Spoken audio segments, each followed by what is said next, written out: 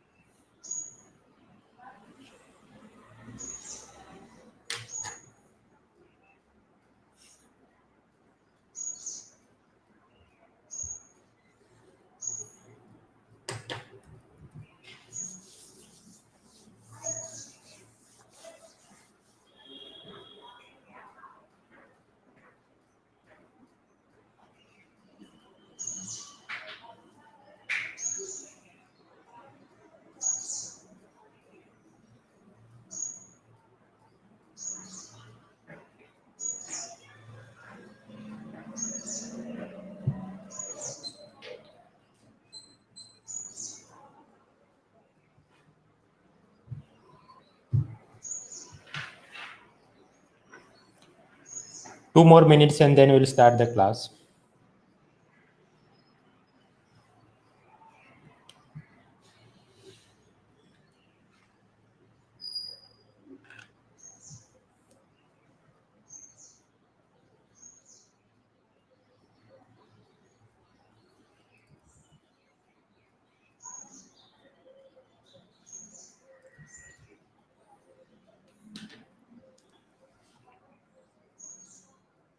One more minute.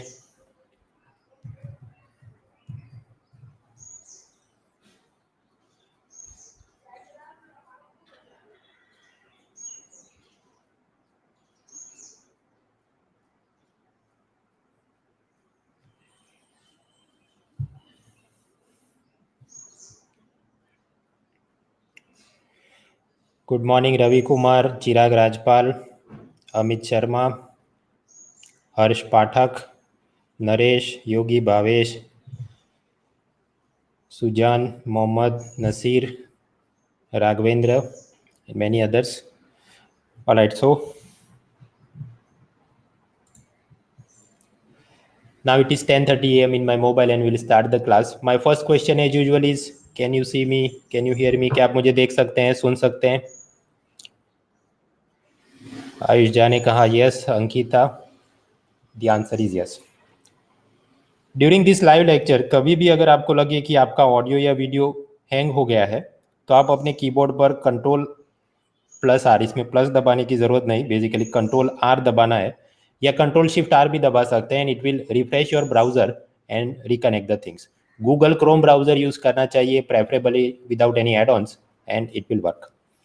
तो मित्रों, आज ये संडे में हमारा काम है यूपीएससी मेंस 2019 एग्जाम और उसका पेपर 3, उसका analysis and model answer.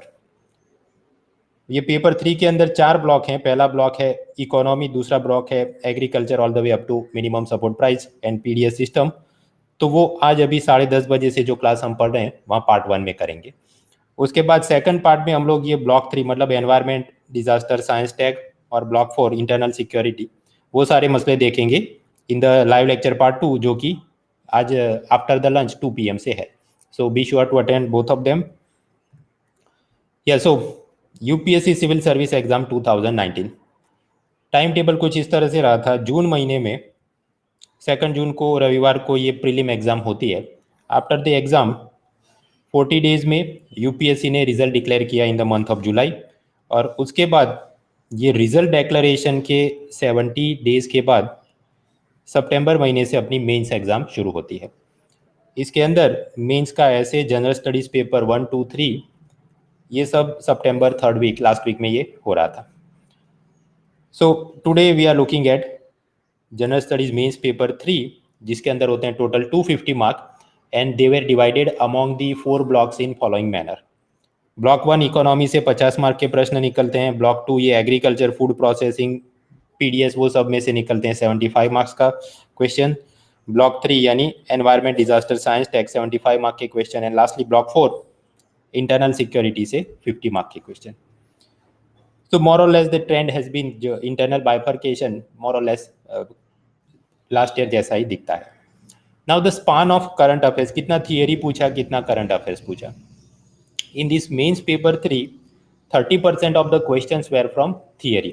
Theory में आप देख सकते हैं डिजास्टर वल्नरेबिलिटी के बारे में पूछा गया, लैंडस्लाइड का आप हैजार्ड जोनिंग कैसे करेंगे, सैंड माइनिंग से क्या थ्रेट्स हो सकती हैं, ये एम विश्वेश्वरैया और डॉक्टर एम एस स्वामीनाथन के क्या कंट्रीब्यूशन थे एग्रीकल्चर और इरिगेशन में. So these are all examples of theory questions. 30% of the paper was like this. फिर कुछ ऐसे प्रश्न पूछे गए विच वेर जिसे मैं कहता हूँ D-1, मतलब पिछले एक साल के अंदर जो घटनाएं बनी हो. सो फ्रॉम 1 जनवरी 2018 से लेकर अब तक जो घटनाएं बनी हो उसके अंदर से कितने प्रश्न. 10% of the paper was like this. जैसे कि ये NIA एक्ट, UAP एक्ट के अंदर जो अमेंडमेंट किए गए वो क्या अमेंडमेंट है और उसमें why the human right activist are unhappy about it पूछा गया. इसरो ने 2019 में ही अनाउंस किया था कि हम लोग एक स्पेस स्टेशन बनाने वाले हैं, तो उसके बारे में भी पूछा गया. बट द D-1 ईयर जो करंट अफेयर्स लोग पूरा दिन रोते रहते हैं, hardly 10% of the paper was from there. On the other hand D-2 या हायर, मतलब 2 साल पहले की चीज़ें, उससे भी पहले 3 साल 5 साल पहले की चीज़ें, जिसे मैं कहता हूँ contemporary issues, 60% of the paper was like this. GST में क्या ट्रेंड चल रहा है, ये इकोनॉमी में GDP इन्फ्लेशन सब कंट्रोल में आ गया क्या, ये अच्छी बात है, ट्रेंड के हिसाब से पूछा गया. वाटरशेड प्रोजेक्ट के बारे में पूछा गया, PDS के अंदर पिछले 2-3 सालों में लिए गए reforms. So majority of the things were of this nature, contemporary questions. तो ये हमें ये दिखाता है that the focus, of course theory भी देखनी चाहिए, कंटेम्पररी भी देखनी चाहिए. पूरा दिन करंट अफेयर्स की PDF लेके लोग बैठे रहते हैं, well that is required and important up to some extent, but ये नहीं होना चाहिए कि 90% of your time you are spending on that 10% thing only. Now in terms of difficulty level, ये mains paper 3 of 2019, out of 250 marks 46% of the questions can be termed as easy. ये ऐसे topic थे कि एकदम direct prelim पास किए हर एक आदमी को पता होना चाहिए. ये एकदम हॉट टॉपिक जो कि चर्चा में रहे थे, newspaper, current affair, magazine, PDF file बहुत चल रहे थे. So for example, which of the taxes are removed from by the coming of GST. ये UAPA NIA के अमेंडमेंट 2019 में आते हैं, इंडिया का स्पेस स्टेशन, ये ऐसे मसले की या तो आपको पता होना चाहिए या हर एक जगह पर चर्चा में रहते. So easy 46%. फिर मीडियम लेवल डिफिकल्टी, जहाँ पर कि आपको कुछ वेग आइडिया उस टर्म के बारे में हो, बट मे बी आपके पास वो 150 वर्ड 250 वर्ड में जो पूछा गया हो शायद उतना कंटेंट ना हो. फॉर एग्जाम्पल, ये overground workers of the terrorist, उससे लड़ने के लिए क्या कर सकते हैं, and many such question. And lastly tough questions, ऐसा प्रश्न किया तो आपको पता है या नहीं है, कभी वो टर्म शायद सुना भी ना हो. For example, Kerala cyber dome project, कुछ लोगों ने सुना होगा, कुछ लोगों ने कभी नहीं सुना होगा, and they asked about it. So that I would classify as tough question. 4% of the paper was like this.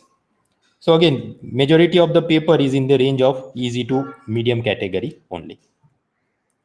तो यहाँ पर एक एक करके हम ये चारों ब्लॉक के अंदर जो प्रश्न पूछे गए उसके अब मॉडल आंसर देखते हैं. So first block is economy. Economy से 50 मार्क के क्वेश्चन पूछे जाते हैं, जिसमें GST के बारे में पूछते हैं, पब्लिक एक्सपेंडिचर के बारे में, GDP ग्रोथ के बारे में, इंक्लूसिव ग्रोथ के बारे में. अब यहाँ से आगे जितने भी पावर पॉइंट स्लाइड हैं, यहाँ पर मेरा फॉर्मेट इस तरह से होगा. सबसे पहले जो प्रश्न पूछा गया वो हम पढ़ेंगे, उसके बाद उसके रिलेटेड प्रश्न प्रीवियस मेंस एग्जाम में क्या पूछे गए थे उसका एक लिस्ट देखेंगे. फिर ये जो ओरिजिनल प्रश्न पूछा गया है उसका इंट्रोडक्शन, बॉडी, कंक्लूजन में क्या आप लिख सकते हैं वो पॉइंट्स देखेंगे. ऑफकोर्स मेरे इंट्रोडक्शन, बॉडी, कंक्लूजन वो प्रिस्क्राइब वर्ड लिमिट जो 150 या 250 वर्ड है उससे बहुत ज़्यादा लंबा चौड़ा होगा. And that is because I have to explain the thing educational purpose के लिए, और थोड़ा 2 मुद्दे और जान के जाएंगे, maybe in future exams हम ऐसे और means you can quote those things. And lastly we will look at each questions, common mistake की लोगों ने क्या गलतियाँ की हो सकती हैं उसमें. So in this format, we'll start with the first question, that is GST. ये पहला प्रश्न ऐसा पूछा गया in the mains 2019, enumerate the indirect taxes which have been subsumed in the goods and services tax in India. Also comment on the revenue implication of the GST introduced in India since 2017.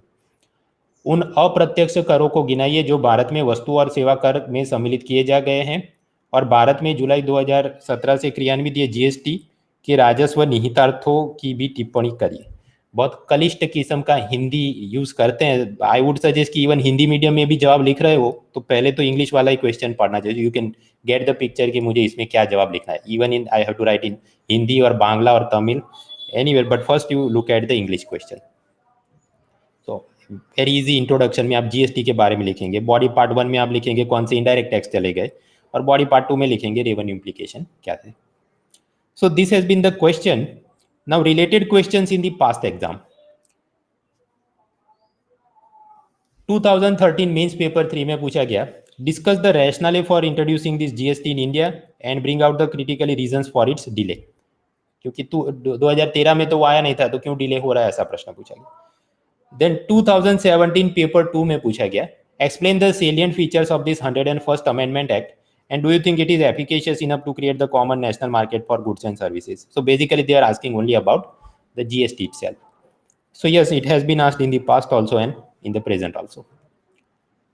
So GST question. Introduction 3 तरीके से हो सकता है। You can define the things, you can give origin, या you can give some data. यहाँ पर हम define भी कर सकते हैं, GST is a destination based indirect tax on consumption of goods and services. या फिर आपको लगे तो सीधा उसका ओरिजिन भी आप लिख सकते हो कि originally our constitution provided for separate taxation power to the union and state governments in the indirect taxation, but after this 101st constitutional amendment act majority of this indirect taxes have been merged into GST which became effective in India from 1 July 2017। और फिर body के अंदर आप part 1 में लिखेंगे कौन से indirect tax इसके अंदर सबस्यूम हो गए या मर्ज हो गए या विलय हो गया जिनका। यूनियन के इनडायरेक्ट टैक्स की आप बात करें तो एक्साइज ड्यूटी चला गया, उसके बदले अब लगेगा जीएसटी। अब excise duty on manufacturing of goods except the 5 hydrocarbon, वो आपको पता होगा, petrol diesel. So apart from that whatever else is being manufactured उस पर लगता है जीएसटी। सेकंड, सर्विसेज पे लगने वाला सर्विस टैक्स वो भी चला गया। One state to another state जो इंटर स्टेट ट्रेड होता था उस पर केंद्र सरकार लगाती थी सेंट्रल सेल टैक्स, वो भी चला गया। Custom duty has not been subsumed, वो तो अलग से रही है। So these are the taxes of union की वो विलय हो गए। स्टेट गवर्नमेंट के कौन से taxes? The value added tax on the sale of goods except the 5 hydrocarbons, luxury tax, entertainment tax, advertisement tax, octroi, entry tax, ये सब चला गया। आपको state excise on liquor production उसको इसमें से बाहर रखा है। अब यहाँ पर सिंपल लिस्ट इज सफिशिएंट, उसमें लंबी चौड़ी कोई एक्सप्लेनेशन देने की जरूरत नहीं है कि कौन से टैक्स इसमें नहीं सबस्यूम हुए। Road tax is not done और ये 5 हाइड्रोकार्बन जब जीएसटी काउंसिल बोलेगा तब किया जाएगा।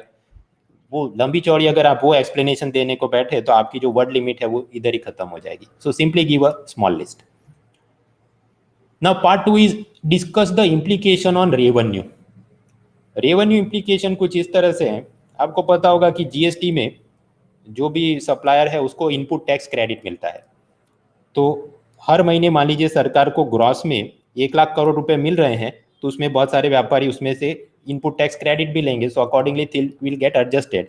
तो 1 लाख करोड़ महीने पर मिल रहे हैं, उसका मतलब ये नहीं कि 1 लाख सारे केंद्र और राज्य सरकार को खर्च करने के लिए मिले। Credit will also have to be given, something like you can visualize Paytm का cashback point. Anyways, so the point is केंद्र सरकार ने अपनी फिजिकल डेफिसिट को काबू में रखना है तो मंथली ये 1 लाख करोड़ का कलेक्शन आना चाहिए जीएसटी में से। But we can see that it is not happening all the time. Of course Diwali season होगी तो ज़्यादा सेल होगा तो मे बी थोड़ा पिक कर जाएगा, थोड़ा डाउन कर जाएगा। But in 2019 as you are aware things are not looking so good. Automobile sales are down, real estate sector is down, consumer durable की पहले जितनी बिक्री नहीं हो रही है।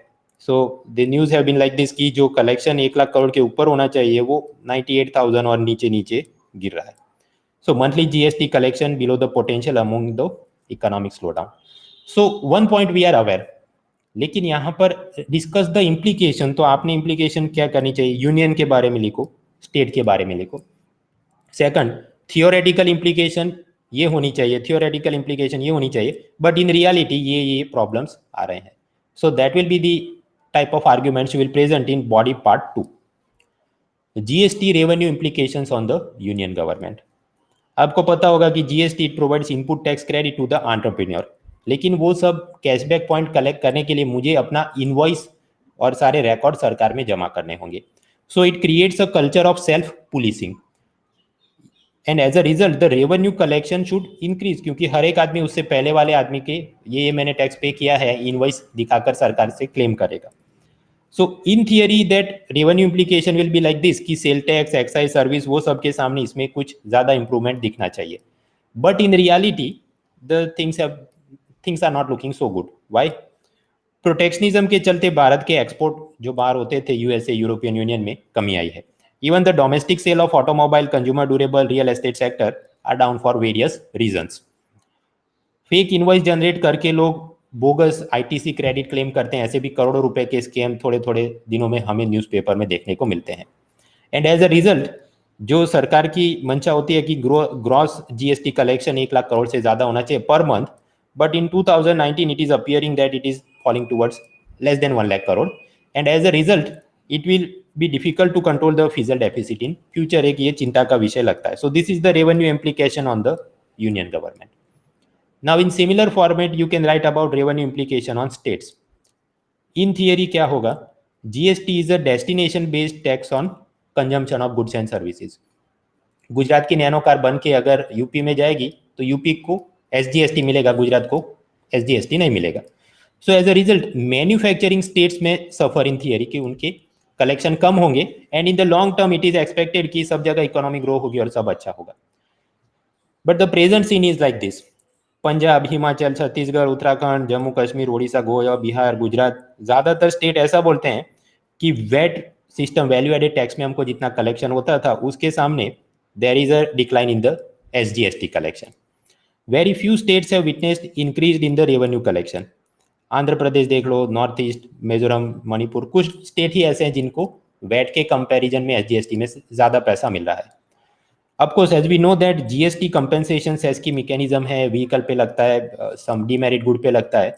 उससे पहले 5 साल तक केंद्र सरकार ऐसा कंपेंसेशन सेस लेगी और फिर राज्यों को उनके नुकसान के हिसाब से पेमेंट किया जाएगा. But even after that the extent of loss has been so great in 2019 कि जीएसटी काउंसिल ने Sushil Modi group of minister बनाए GoM on GST revenue shortfall face by the state. यानी कि ये भी दिखाता है कि all things are not so fine, वरना अगर सब कुछ अच्छा होता तो ये सुशील मोदी की ऐसी काउंसिल बनाने की, कमेटी बनाने की क्या जरूरत थी.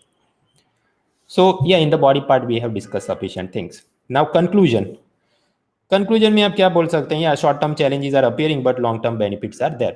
सो from the aforementioned points it may appear that GST revenue growth is not so spectacular as expected. ये बात सही है, लेकिन फिर आप थोड़े उसके बेनिफिट्स की बात करिए और जवाब को पॉजिटिव नोट पर एंड करिए कि from the but GST eliminates the cascading effect of taxes, reduces the transactional and operational cost of the enterprises. It helps in the ease of doing business. Make in India campaign को प्रोत्साहित करता है. Therefore, GST is going to be a game changer for our economic growth and employment generation in the long run. ये short term में भले दिखता हो, but in the long run things will improve. So that is the GST answer. यहाँ पर mistakes लोग क्या कर सकते हैं? Directly saying कि ये automobile sector में GST come, automobile sales are down and therefore GST collection has fallen. वो बात बराबर है, but you have to give some theoretical background as well कि ये होना चाहिए और ये हो रहा है. You have to contrast and compare the things. कुछ लोग बहुत लंबी चौड़ी स्टोरी इसमें लिख देते हैं कि कैसे जीएसटी कंपेंसेशन सेस लिया जाता है और उसकी मदद से कैसे स्टेट गवर्नमेंट को कंपेंसेट किया जाता है. But those things are not asked. Crisp combined जवाब होना चाहिए.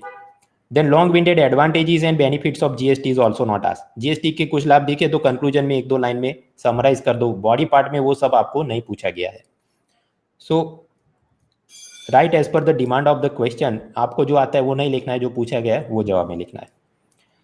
इसे मैं कहता हूँ फैक्ट बेस्ड कंटेम्पररी क्वेश्चन है. फैक्ट आपके सामने है, उसको ही आपने लिख देना है. खुद से कुछ अपना इंटरप्रिटेशन ज़्यादा इसमें देने का सीन था ही नहीं. स्पान में कहूँगा D-2 ईयर्स, क्योंकि जीएसटी 2017 से लागू हुआ और उन्होंने ट्रेंड पूछा है. Revenue implication as a trend तो कंटेम्पररी क्वेश्चन है.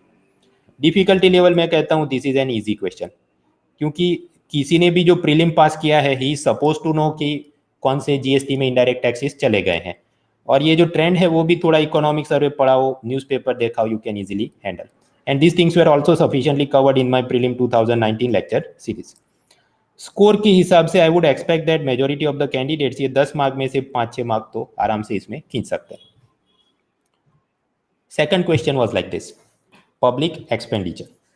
The public expenditure management is a challenge to government of India in context of budget making during the post-liberalization period. Clarify.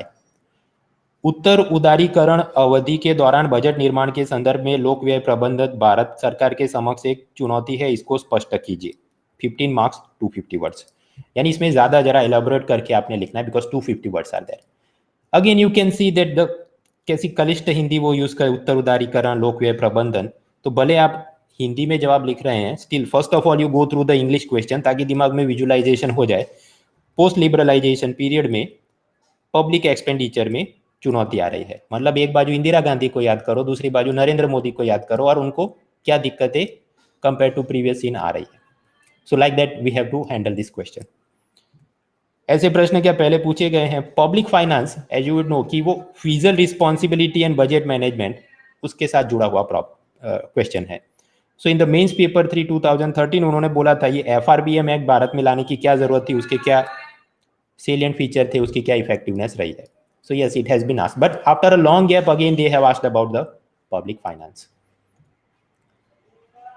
Introduction 3 तरीके से हो सकता है, डिफाइन करो, ओरिजिन दे दो, data दे दो। So we can define the term. ऐसा नहीं कि घर से याद करके डेफिनेशन जानी चाहिए। पब्लिक एक्सपेंडिचर क्या होता है? सरकार जो खर्च करे दैट इज पब्लिक एक्सपेंडिचर। किस पे खर्च करती होगी? थोड़ा पुलिस पे खर्च करेंगे, थोड़ा रेलवे पे करेंगे और बहुत सारा वेलफेयर स्कीम पे करेंगे। So just using that basic information अपनी डेफिनेशन अपने वर्ड्स में आप बनाइए। Public expenditure management, it deals with the allocation of governments economic resources into 3 channels. पहली चैनल है एडमिनिस्ट्रेशन, पुलिस, डिफेंस, जुडिशरी, इन सबको पैसा देना है। दूसरी चैनल है इकोनॉमिक ग्रोथ के लिए इंफ्रास्ट्रक्चर, बैंकों के अंदर कैपिटल इन्फ्यूजन, ये सारे मसले हैं। तीसरा है welfare of scheme, MNREGA and food security act and प्रधानमंत्री के नाम पर जो 500 योजनाएं चल रही हैं। So this things are going on.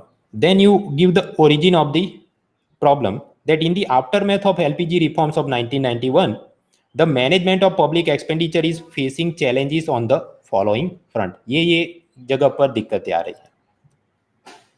So then simply you visualize our 6 pillar कि हर एक पिलर में सरकार को पैसा खर्च करने के बारे में क्या चुनौतियां आ सकती हैं।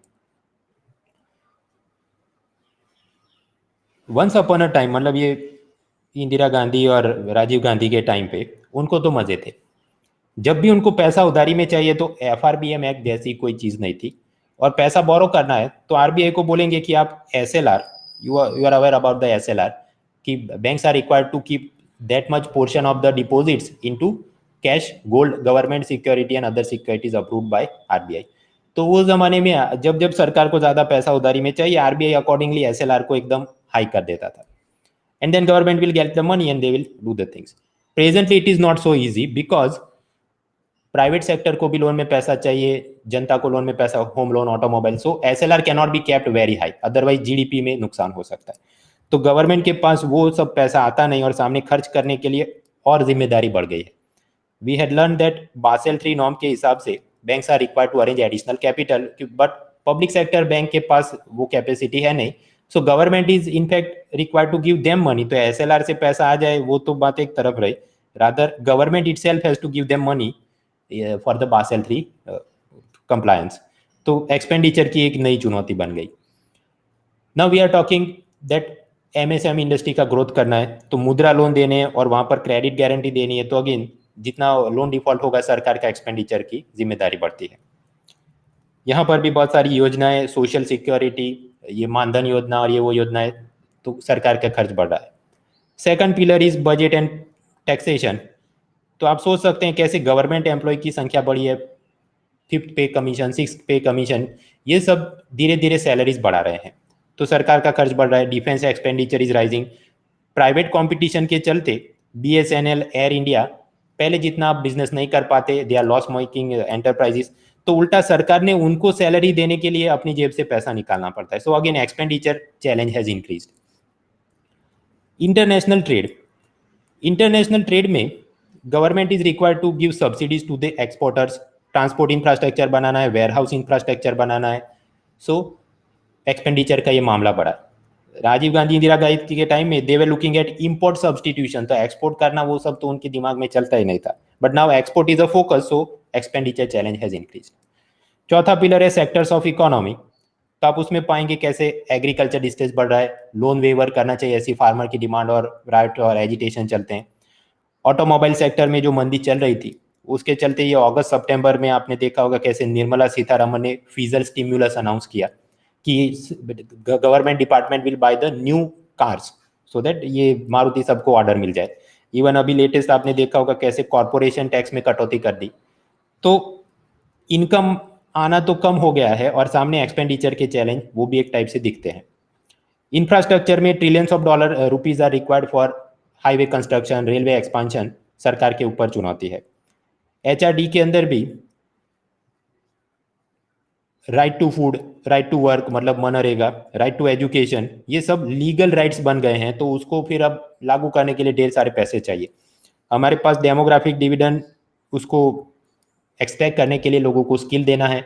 सो for that also we have to spend lot of money on skill development scheme. तो एलपीजी रिफॉर्म के बाद जो माहौल बना है, these are the problems which were not previously seen by this Rajiv Gandhi and Indira Gandhi. So now we can assemble, we have more than sufficient points to write 250 words. तो body के अंदर आप कंपेयर कॉन्ट्रास्ट के हिसाब से लिख सकते हैं कि before the LPG reforms poverty, famine, wars, वो प्रॉब्लम्स तो थे, but the people were content with just ration की दुकान पर पीडीएस फूड मिल जाए. That much was their aspiration in life. But after the LPG reforms globalization, बाहर की दुनिया देखी है, विचारों का आदान प्रदान हो रहा है, people are getting more assertive about their rights. So there is, we have the right to education, right to food, मतलब food security act, right to work, ये मनरेगा, they have become legal rights. And as a result खर्चा बढ़ गया है. Food subsidy में ही सरकार ने हर साल 1.8 लाख करोड़ से ज़्यादा खर्च करना पड़ता है. राइट टू वर्क के नाम पर ये मनरेगा में हर साल around 60,000 crore rupees have to be spend. So these are the new public expenditure challenges in India. Globalization, लोग टीवी देखते हैं, मोबाइल व्हाट्सएप पढ़ते हैं, उनके एस्पिरेशन बड़े हैं. उनको सिर्फ पीडीएस में खाना चाहिए ऐसा नहीं. They want clean water, 24/7 electricity चाहिए, इंटरनेट चाहिए, रोड चाहिए. So for that government has to spend lot of money. Railway को ही 2016 से 2030 तक कुछ 50 लाख करोड़ रुपए चाहिए, तब जाके वो अपना इंफ्रास्ट्रक्चर और सर्विसेज इंप्रूव कर सकते हैं. और गवर्नमेंट की कैपेसिटी पहले 1.6 लाख करोड़ से ज़्यादा खर्च करने की है नहीं. सो अगेन एक्सपेंडिचर चैलेंज, और उसके चलते पब्लिक प्राइवेट पार्टनरशिप, वो सारे एंगल और चलते हैं. बिफोर एलपीजी, इंदिरा गांधी के टाइम में वो क्या करते थे, nationalisation of the private banks. लेकिन उस जमाने में बासेल 3 नॉर्म और ये सब कुछ था नहीं. आज की तारीख में पोस्ट एलपीजी सिनेरियो, ग्लोबलाइजेशन के चलते इकोनॉमीज इंटरकनेक्टेड. तो अमेरिका में सब प्राइम क्राइसिस भारत के अंदर एनपीए प्रॉब्लम लेकर आती है, ट्विन बैलेंस शीट सिंड्रोम लेकर आती है. बासेल 3 नॉर्म्स के लिए government is required to recapitalise the public sector bank, क्योंकि पब्लिक सेक्टर बैंक खुद के कोई शेयर बॉन्ड बाजार में इशू करे और कोई इन्वेस्ट कर ले, वो बात में अब दम नहीं है. सो देयरफॉर गवर्नमेंट की पब्लिक एक्सपेंडिचर चैलेंज यहाँ पर बढ़ गई है. Fizzle burden has increase. ये राजीव गांधी इंदिरा गांधी के टाइम में भी tax resources were low, fizzle deficit was high, but RBI उनको मदद करने के लिए एसएलआर 2 डिजिट में रख देता था और सारा बैंकों का पैसा, डिपॉजिट का पैसा सरकार को मिल जाता था. After LPG reform this is difficult, क्योंकि ये लिबरलाइजेशन, प्राइवेटाइजेशन के नाम पर जितना बाजारीकरण हुआ है, now private sector requires lot of loan money. Consumerism has increase, हमको होम लोन चाहिए, बाइक लोन चाहिए, सस्ते दर पर चाहिए. So RBI can not keep the SLR very high, otherwise GDP के अंदर सारे प्रॉब्लम्स होते हैं. और जहां तक $5 ट्रिलियन जीडीपी बनाने की बात है, तो प्राइवेट सेक्टर को ही उसमें 20 लाख करोड़ रुपीस हर साल मिले इन्वेस्टमेंट में, तो ये सब हो सकता है. एंड देयरफॉर गवर्नमेंट जो पहले पैसा बोरो करके पब्लिक एक्सपेंडिचर को सेटल कर देती थी, दैट इज बिकमिंग डिफिकल्ट. ऐसा ज्यादा करने को जाएंगे तो क्राउडिंग आउट इफेक्ट आ सकती है. एफआरबीएम एक्ट ने लिमिट रख दी है. इंक्लूसिव डेवलपमेंट की आप बात करते हैं, एमएसएमई को मुद्रा लोन देने, these are all the expenditure challenges now. ये इंदिरा गांधी के टाइम में प्राइवेट सेक्टर कोई ज़्यादा चैलेंज दे नहीं पाता था. एयर इंडिया तो सिर्फ एयर इंडिया ही था, प्राइवेट एयरलाइन थी नहीं. डिपार्टमेंट ऑफ टेलीकॉम, तो सामने कोई प्राइवेट मोबाइल कंपनी थी नहीं. there was license quota, Inspector Raj. The share of private sector in India's economic growth and employment was limited. But after this LPG reform, now what has happened? ये BSNL, air India सबको, ऐसी सभी public sector undertaking को competition से जूझना पड़ रहा है, चाहे एयर इंडिया हो या BSNL। तो गवर्नमेंट, एक तो ये कंपनियां खुद से सैलरी पे नहीं कर पाती एम्प्लॉय को, गवर्नमेंट उनको कुछ पैसा देना पड़ता है। गवर्नमेंट की जो इच्छा होती है कि हमें डिविडेंड का पैसा मिले या डिसइन्वेस्टमेंट करेंगे तो कुछ पैसा मिले, even that is becoming difficult. So these are creating new challenges for the public expense. पैसा आने का स्रोत भी धीरे धीरे कम हो रहे हैं। इंदिरा गांधी के टाइम में the number of government employees were low, उनकी सैलरी भी कोई बहुत जोरदार थी नहीं। But afterwards now the number of schemes have increased, border security challenges have increased, 6 pay commission, 7 pay commission, salary levels have also increased. तो सरकार के ऊपर पब्लिक एडमिनिस्ट्रेशन चलाने के लिए भी ढेर सारा एक्सपेंडिचर चैलेंज आ गया है। Then contracting out of the jobs to keep the revenue deficit minimal, NPS लेकर आए, वगैरह वगैरह मुद्दे चलते रहते हैं। बट दैट मच जाने की जरूरत नहीं है, वरना वर्ड लिमिट में सब आप लिख नहीं पाएंगे।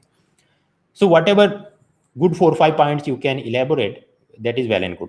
अल्टीमेटली कंक्लूजन कि हाँ ये सब चुनौती आई है। In the aftermath of LPG reforms Bharat की पर कैपिटा इनकम इंक्रीज हुई है, करेक्ट। गवर्नमेंट का एक्सपेंडिचर इंक्रीज हुआ है, correct. Demand for infrastructure investment increase हुआ है, करेक्ट। बट सामने there is not an adequate increase in the tax to GDP level, या physical resources of the government have not so greatly increased, and as a result public expenditure management has become a challenge for the government. Now the mistakes, ये प्रश्न ऐसा है कि जहां पर keywords नहीं हो, कीवर्ड्स कौन कौन से, investment, growth, bank recapitalisation, infrastructure, finance, subsidy burden, अगर ये सब वर्ड नहीं है तो जवाब कमजोर है। पूरे जवाब में कहीं पर भी एक भी फिगर आपने मेंशन नहीं किया तो आपका जवाब कमजोर है। You should be aware that मनरेगा 60,000 करोड़ है, food subsidy burden 1.8 lakh crore, fiscal deficit some 3% of GDP. So some of the figures you have to quote for this economy answer. All the numbers are not important, but some major numbers वो तो अपनी finger tip पर होने चाहिए। कुछ लोग ये भी करेंगे कि सिर्फ वेलफेयर स्कीम की पीपुड़ी बजाएंगे कि मनरेगा के चलते हमारे चैलेंजेस बढ़ गए हैं। No, you also have to talk about the infrastructure, bank recapitalisation, public sector undertaking, pay commission, वो सब में लिखना है थोड़ा थोड़ा। एलपीजी रिफॉर्म क्यों लेने पड़े, कैसे लिए गए, वो सब यहाँ पर शॉर्ट नोट नहीं पूछिए, तो उस दिशा में आप लिख रहे हैं, then it is a wrong answer. So overall this is a opinion based contemporary question कि इतने सालों में ये चीजें हुई। स्पान इसका मोर देन D-2 ईयर्स है। 1991 से बात शुरू करो तो 28 ईयर्स का आपको सीन पूछा गया है। डिफिकल्टी लेवल में इसे कहूँगा मीडियम लेवल, इसलिए कि कोई एक छोटे शॉर्ट नोट एक पेज की आप पढ़ के गए और मैनेज कर सके ऐसा सीन था नहीं।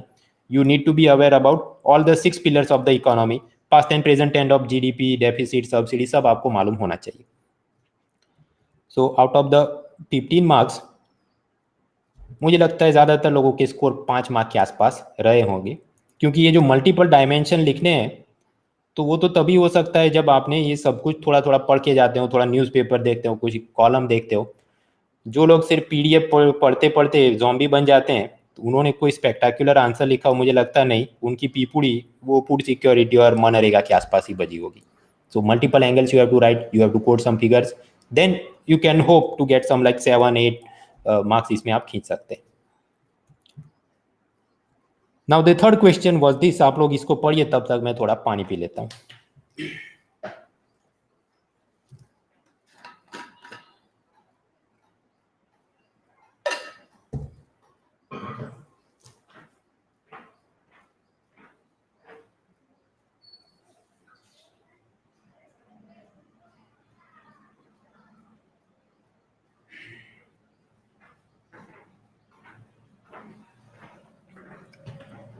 Yeah, so the third question is, do you agree with the view that steady GDP growth and low inflation level have left Indian economy in a good shape? Give reasons to support your arguments.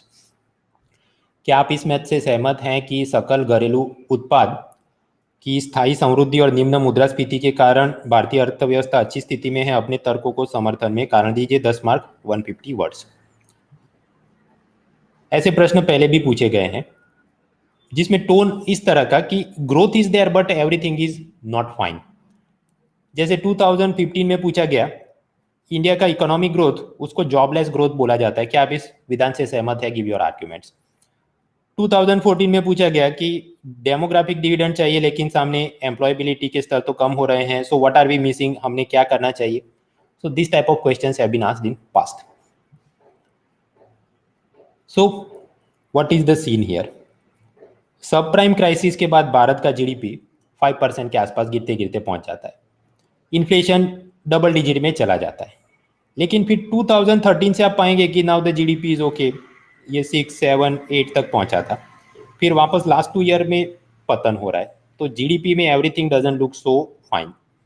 Inflation की आप बात करें तो after सब prime crisis double digit में था, फिर around 2016 वो आरबीआई के ऊपर कंपल्जन बनता है 2 to 6% में कंट्रोल करो inflation, and they have been able to do it successfully, धीरे धीरे कंट्रोल कर लिया। But now there is a new type of problem कि इन्फ्लेशन रेट धीरे धीरे 3%, 2%, जीरो की तरफ जा रहे हैं।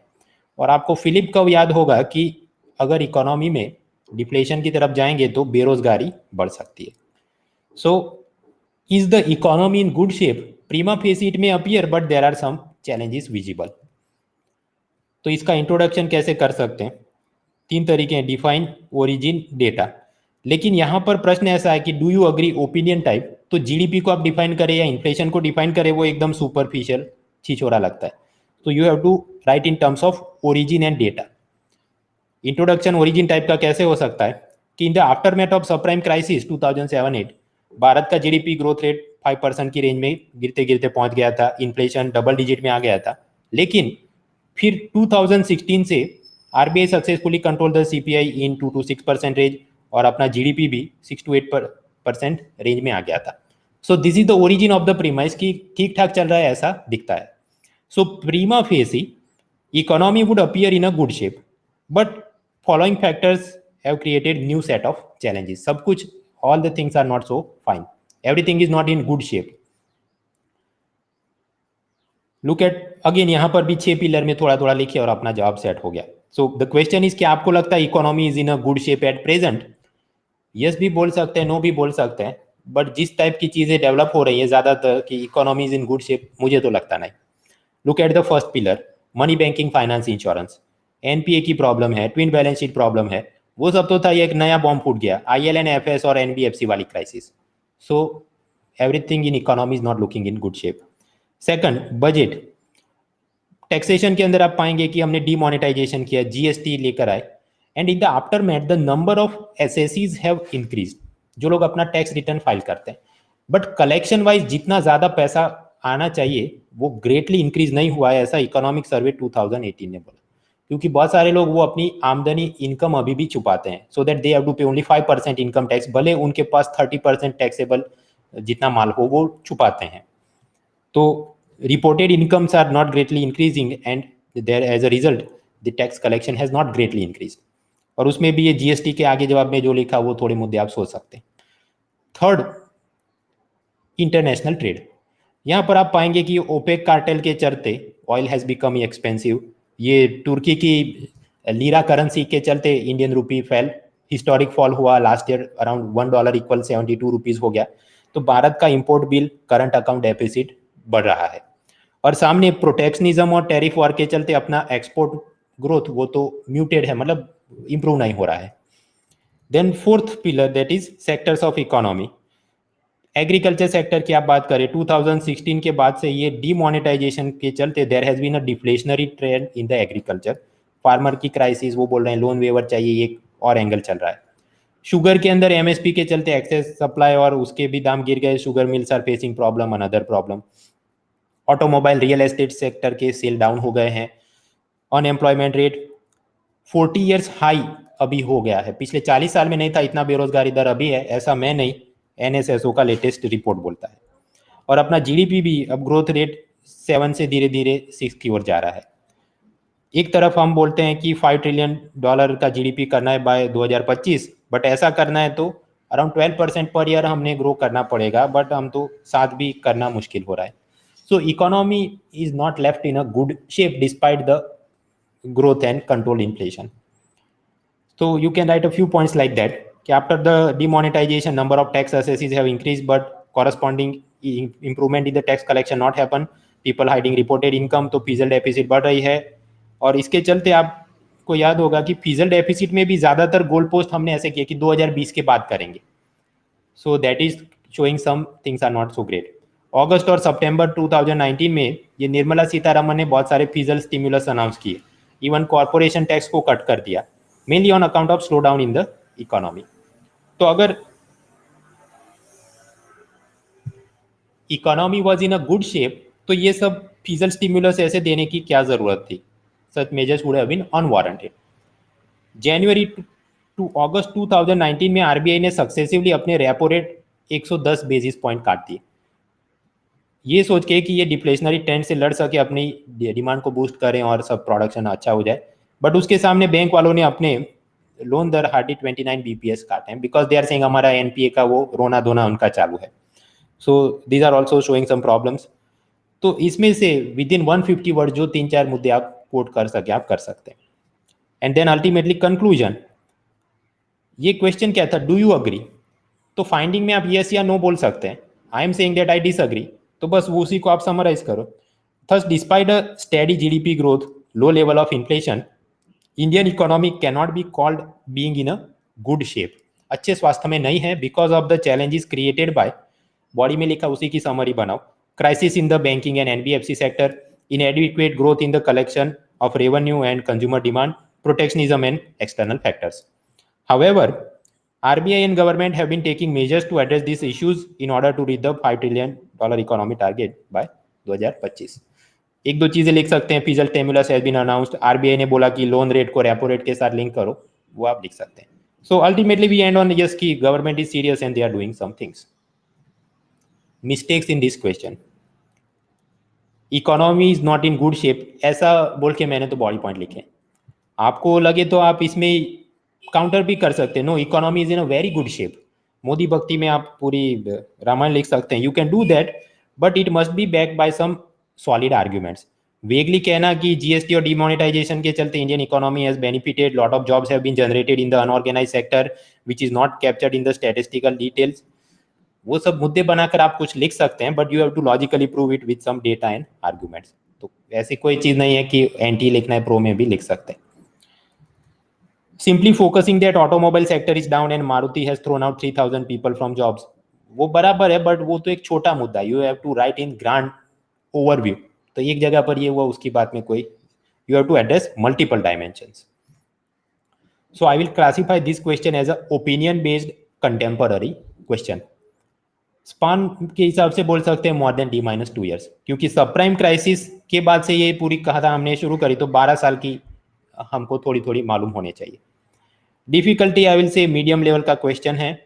ये जो चैलेंजेस मैंने आपको बताया, ये तो इकोनॉमिक सर्वे में भी उन्होंने लिखा है, protectionism, OPEC cartel, GST growth and this and that, but so in that sense प्रश्न ऐसा नहीं कि अनएक्सपेक्टेड कहीं से आ गया, but at the same time we cannot say that it is an easy question, क्योंकि आपने सोच विचार करके लॉजिकल सीक्वेंस में इन चीज़ों को प्रस्तुत करना था। स्कोर 10 मार्क्स में से आई वुड से 4 और हायर। अगेन पीडीएफ ज़ॉम्बी जो होते हैं वो तो बस एक दो बात में ही उनकी पीपूड़ी अटक जाती है कि ऑटोमोबाइल में सेल डाउन है और बैंक का एनपीए, बट उसके अलावा भी मसले थोड़े लिखने चाहिए। If you can write more things you can even go 5, 6, 7 mark तक खींच सकते हैं। Then the fourth question that is inclusive growth के बारे में पूछा गया। It is argued that strategy of inclusive growth is intended to meet the objectives of inclusiveness and sustainability together. Comment on this statement. ये तर्क दिया जाता है कि समावेशी समृद्धि रणनीति आशय दिस दैट, हिंदी में बहुत कलिष्ट बना के लिखते हैं, even if you are appearing in Hindi. मैं कहता हूँ हमेशा अंग्रेजी में पढ़ो पहले और फिर हिंदी के अंदर आप जवाब लिखिए, और जो थोड़े बहुत कीवर्ड्स आपने हिंदी टर्मिनोलॉजी तैयार करी उसको आप यूज़ करिए। इसको पढ़ के तो आदमी का दिमाग ही चक्कर खा जाए, छोड़ो। सो 15 मार्क्स 250 वर्ड्स में लिखना है। This is almost like an essayist question, निबंध वाली बोल बच्चन इधर करनी है। ऐसे प्रश्न पहले भी पूछे गए हैं। 2016 पेपर 3 में पूछा गया है comment on the challenges of inclusive growth, और उसमें हमारा careless useless manpower in India, suggest measure how to fix that. 2017 में पूछा गया इंक्लूसिव ग्रोथ के सेलिएंट फीचर क्या होते हैं, क्या भारत में ऐसा ग्रोथ हो रहा है, उसके लिए क्या कर सकते हैं बोलिए। 2014 में पूछा गया कि कैपिटलिज्म से प्रॉस्पेरिटी आती है लेकिन सब लोगों को उसका लाभ नहीं मिलता है, तो हम लोग क्या कर सकते हैं, ड्राइविंग इंक्लूसिव ग्रोथ। सो 14, 16, 17, 19, मतलब कि हर ऑल्टरनेट साल पर लगता है कि इंक्लूसिव ग्रोथ का क्वेश्चन आ जाता है। सो इंट्रोडक्शन, 3 तरीके से introduction, define origin data, inclusive growth, sustainable development गोल, ये तो अपने पास डेफिनेशन टेम्पलेट रेडी होना ही चाहिए। So what is inclusive growth? OECD defines it as the economic growth that is distributed fairly across the society and it creates opportunities for all. पूरे समाज में फैला हुआ है और सभी के लिए कुछ ना कुछ चीज़ों का करता है। UN ब्रंटलैंड कमीशन, उसके सस्टेनेबल डेवलपमेंट को भी आप दूसरी लाइन में लिख सकते हैं, that it is the development that meets the needs of the present generation without compromising the ability of the future generation to meet their own needs. And then body part 1 और 2 में आप क्या करेंगे, inclusive growth की बोल बच्चन और उसके लिए क्या क्या कर सकते हैं और उसकी मदद से सस्टेनेबिलिटी कैसे बढ़ती है। सो फॉर दिस, ये ऐसा नहीं कि आपको कुछ पता नहीं है, you already have read this things, चाहे आपको एसडीजी गोल पता है, नीति आयोग की कुछ बातें पता है, इकोनॉमिक सर्वे में से 3-4 मुद्दे हैं, you can assemble it, but logical order में आपने इंक्लूसिव ग्रोथ सस्टेनेबल है ऐसा करके उसको जस्टिफाई करना है। For example, successive NITI Aayog, successive economic survey वो ये बोलते रहे हैं कि टेक्सटाइल और लेदर सेक्टर में हमने जॉब क्रिएट करने चाहिए। So it is both sustainable and inclusive. Inclusive कैसे? क्योंकि इसमें बहुत high level skill is not required, women can also find work, poor people, relatively less skill people will find the work. और साथ ही साथ ये सस्टेनेबल भी है। कैसे? बिकॉज टेक्सटाइल वो कॉटन से बनाया या लेदर जो भी चमड़ी से बनाया, those are natural resources, renewable in nature. So compare to mining sector, coal mining में जॉब जनरेट करो मैं बोलता हूँ, but ultimately the coal mine will exhaust, but these jobs will not exhaust. तो इंक्लूसिविटी भी है और सस्टेनेबिलिटी भी है। और साथ ही साथ टेक्सटाइल सेक्टर में आपको याद होगा, वो टेक्सटाइल मिनिस्ट्री ने एक इंडिया हैंडलूम ब्रांड लॉगो बनवाया है। आपकी अगर साड़ी या शॉल आपने बनाया है, उस पर ये लॉगो लग गया, उसका मतलब क्या? It has zero defect and zero impact on the environment, कोई उसमें केमिकल डाई का यूज नहीं किया वगैरह। So like that sustainable and inclusive growth we are following. Fossil fuel हम जानते हैं, पेट्रोल डीजल आने वाले शतकों में समाप्त हो जाएगा। So we have to focus on renewable energy and electric vehicle. तो वो सेक्टर में भी काम करना चाहिए, जैसे वो जवाहरलाल की सोलर मिशन, वहाँ पर अरुण योजना को स्किलिंग करेंगे वगैरह। एंड देन सस्टेनेबिलिटी के लिए ये इलेक्ट्रिक व्हीकल को एनकरेज करे, नया इकोनॉमिक सर्वे बोलता है, नीति आयोग बोलता है। So this angles you can quote. NITI Aayog ने कहा है सर्कुलर इकोनॉमी। सर्कुलर इकोनॉमी का बेसिक आइडिया ये है कि रॉ मटेरियल एफिशिएंटली यूज करो, रिसाइकलिंग करो, and it will create some 1.4 crore new jobs in the next 5 to 7 years। तो यहाँ पर भी ये एंगल दिखते हैं। Then we have to develop skill, rural poor people can get well paying jobs, ये सारे एंगल हैं। बॉडी पार्ट 2 में सस्टेनेबल डेवलपमेंट गोल की थोड़ी बोल बच्चन कर दो कि गोल नंबर 8 में बोला गया इकोनॉमिक ग्रोथ तो होना चाहिए, but it must be sustainable. तो टूरिज्म को इस तरह से प्रमोट किया जाए कि लोकल कल्चर और प्रोडक्ट वहाँ पर लोग बेच सके, वैल्यू एडिशन एग्रीकल्चर सेक्टर में हो, लेबर इंटेंसिव जॉब क्रिएट किए जाएं, इकोनॉमिक ग्रोथ से एनवायरमेंट एग्रीग्रेशन ना हो, उसकी बात करी गई है। बाय 2025 चाइल्ड लेबर को एलिमिनेट करना है। सस्टेनेबल डेवलपमेंट गोल नंबर 12 की कंजम्पशन प्रोडक्शन में सस्टेनेबिलिटी लाइए, फूड वेस्ट को कम करिए, reduction in recycling, reduction in food waste, recycling करें, रीयूज करें। गोल नंबर 11 वहां पर बात है कि cities they are engines of economic growth, but वहां पर सब लोगों की इंक्लूसिविटी हो, गरीब लोगों को भी घर मिले, अच्छे सांस ले सके, पानी ले सके। Sustainability must be ensured in term of urban amnesties. So just the ऐसे इस type of terms you can write, and ultimately conclusion में आप क्वेश्चन स्टेटमेंट को रिफ्रेश कर दो कि हाँ, ये बात सही है कि inclusiveness and sustainability they are interwoven for the inclusive growth, they are interwoven in the concept of inclusive growth. And for this reason we have to accomplish the SDG goal, circular economy, ये सबको priority basis पर war fitting पर हमने focus करना चाहिए। Mistakes in this question, keywords कुछ होने चाहिए जैसे circular economy, recycling, job creation, leather textile industry, ये सब नहीं हो तो आपका जवाब अधूरा है। इसको एनरिच करने के लिए आप सस्टेनेबल डेवलपमेंट गोल के कुछ नंबर, डेटा, फिगर, ये सर्कुलर इकोनॉमी इतने करोड़ जॉब क्रिएट करेगी, कुछ ये वाला रिपोर्ट, ऐसा सब फैक्ट का मसाला इसमें डालना पड़ेगा। This is an opinion based contemporary question आप बोल सकते हैं। स्पान के हिसाब से मोर देन 2 years, क्योंकि ये इंक्लूसिविटी एसडीजी गोल ये 2015-16 से ये सब चल रहा है। Difficulty level I would say medium level का है, क्योंकि मल्टीपल पिलर, थोड़ा पिलर 4 में मैन्युफैक्चरिंग जॉब की बात करी, पिलर 5 अर्बन इंफ्रा की बात करी, व्हीकल रिसाइकलेबल एनर्जी की बात करी, पिलर 6 में एचआरडी की बात करी। सो एक जगह पर एक शॉर्ट नोट पढ़ के गए थे और सेट हो गया, ऐसा नहीं है, सोच के लिखना पड़ता है। स्कोर 15 मार्क्स में से मुझे लगता है 4 के आसपास गाड़ी अटक गई होगी, क्योंकि जो लोग ऐसे पेपर लिखने में होशियार हैं वो लोग तो इसमें 8-9 मार्क तक शायद खींच सकते हैं, बट बाकी लोग जो वैसी हैबिट नहीं रखते हैं, फॉर देम सपोज स्पेसिफिकली पूछा गया what can be done, what are the challenges in electric vehicle, तो वो आराम से अच्छा जवाब लिख के they can score high. But this is a Bol Bachchan type question, तो वो लिखने के लिए एक खास किस्म की स्किल चाहिए। सो ऐसे राइटिंग स्किल, न्यूज़पेपर और वो सब पढ़ के जो तैयार रहते हैं, they would have gone even higher, 7-8-9 तक खींच सकते हैं। सो हमने पढ़ा ये ब्लॉक 1 इकोनॉमी। यहाँ पर जो प्रश्न पूछे गए हमने देखे, GST, public expenditure, GDP growth and inclusive growth. So this questions are easy to medium level, आप बोल सकते हैं। सभी के सभी क्वेश्चन ऐसे थे कि आप उसको अटेंड कर सकते थे। एक भी प्रश्न ऐसा नहीं कि आप कुछ भी ना लिख सके। जो जो आदमी प्रीलिम करके आया है, प्रीलिम क्लियर करने वाला हर आदमी इसको कुछ ना कुछ तो वो लिख सकता है। Maybe some people will get less mark but they can manage. But the wheat and chaff will be separated by how you logically structure the question and its answer. कांच और हीरे की परख हो जाती है। आप पाएंगे कि आउट ऑफ द 250 मार्क्स कुछ लोग ऐसे निकलते हैं कि ऑलमोस्ट 145 तक पहुंच जाते हैं, और कुछ लोग कहते हैं कि 90-95 पर उनकी गाड़ी अटक जाती है। So accordingly when you divide the पर क्वेश्चन कितने मार्क खींचे होंगे, तो ये 145 वाला जो आया होगा आदमी, मे बी वो 9 out of 15 खींच के आया होगा कहीं कहीं, and like that it may have happened. So the wheat and chaff will be separated by how you logically put forward your arguments.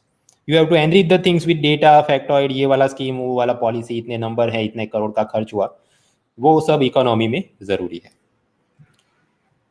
तो ये जो इकोनॉमी पूछा गया उसमें ट्रेंड आप ये भी पाएंगे कि इकोनॉमिक सर्वे 2019, उसमें जो जो कंसेप्ट दिए गए थे वो कोई डायरेक्टली इधर हमको नहीं देखने मिलते, कि ई व्हीकल को प्रमोट करो, रिटायरमेंट एज बढ़ा दो, बिहेवियरल इकोनॉमिक्स यूज़ करो ताकि टैक्स कंप्लायंस और सब्सिडी बर्डन अपना इम्प्रूव हो सके, पब्लिक डेटा को इंटीग्रेट करना चाहिए। वो सारे मसले वहाँ पर जोर शोर से हाईलाइट तो किए थे, बट यहाँ पर कुछ हमको दिखता है सीधा सीधा जीएस पेपर 3 में नहीं पूछा गया।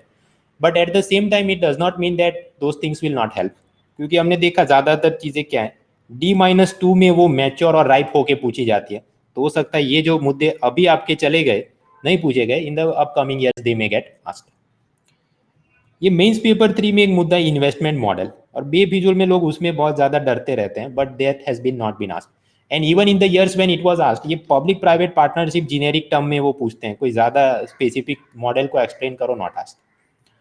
2018 के पेपर में पूछा गया long term capital gain tax और डिविडेंड डिस्ट्रीब्यूशन टैक्स में नए बजट में क्या सुधार किए गए।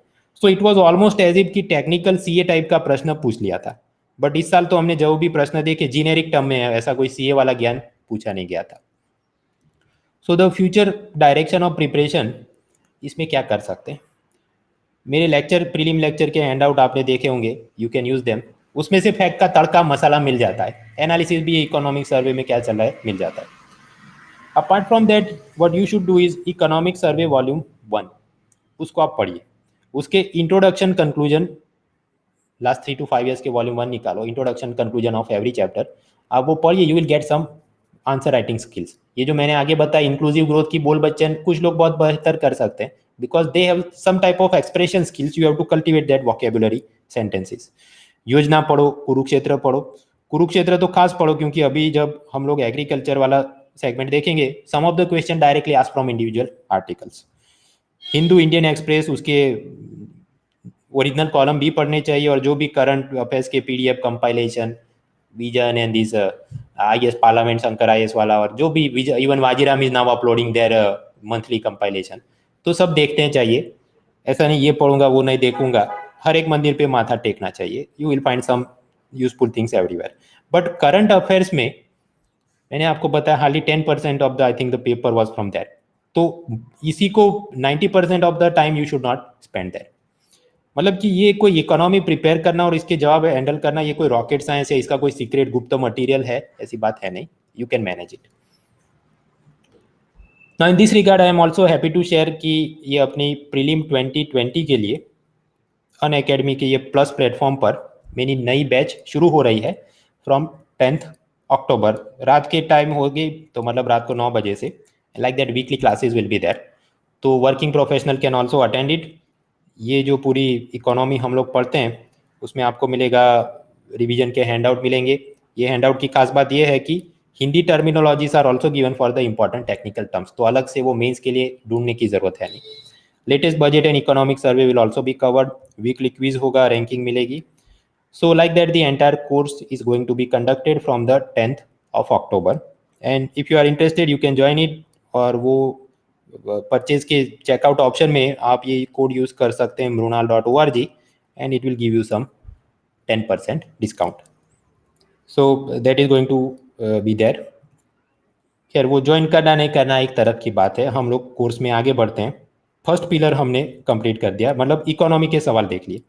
अभी सेकंड ब्लॉक है, that is agriculture to food processing MSP PDS. यहाँ पर 6 सवाल पूछे गए थे, but I think let us take a break for 5 minutes और उसके बाद ये सब 6 सवाल जो पूछे गए उसको सॉल्व करेंगे. But let us take a break for 5 minutes.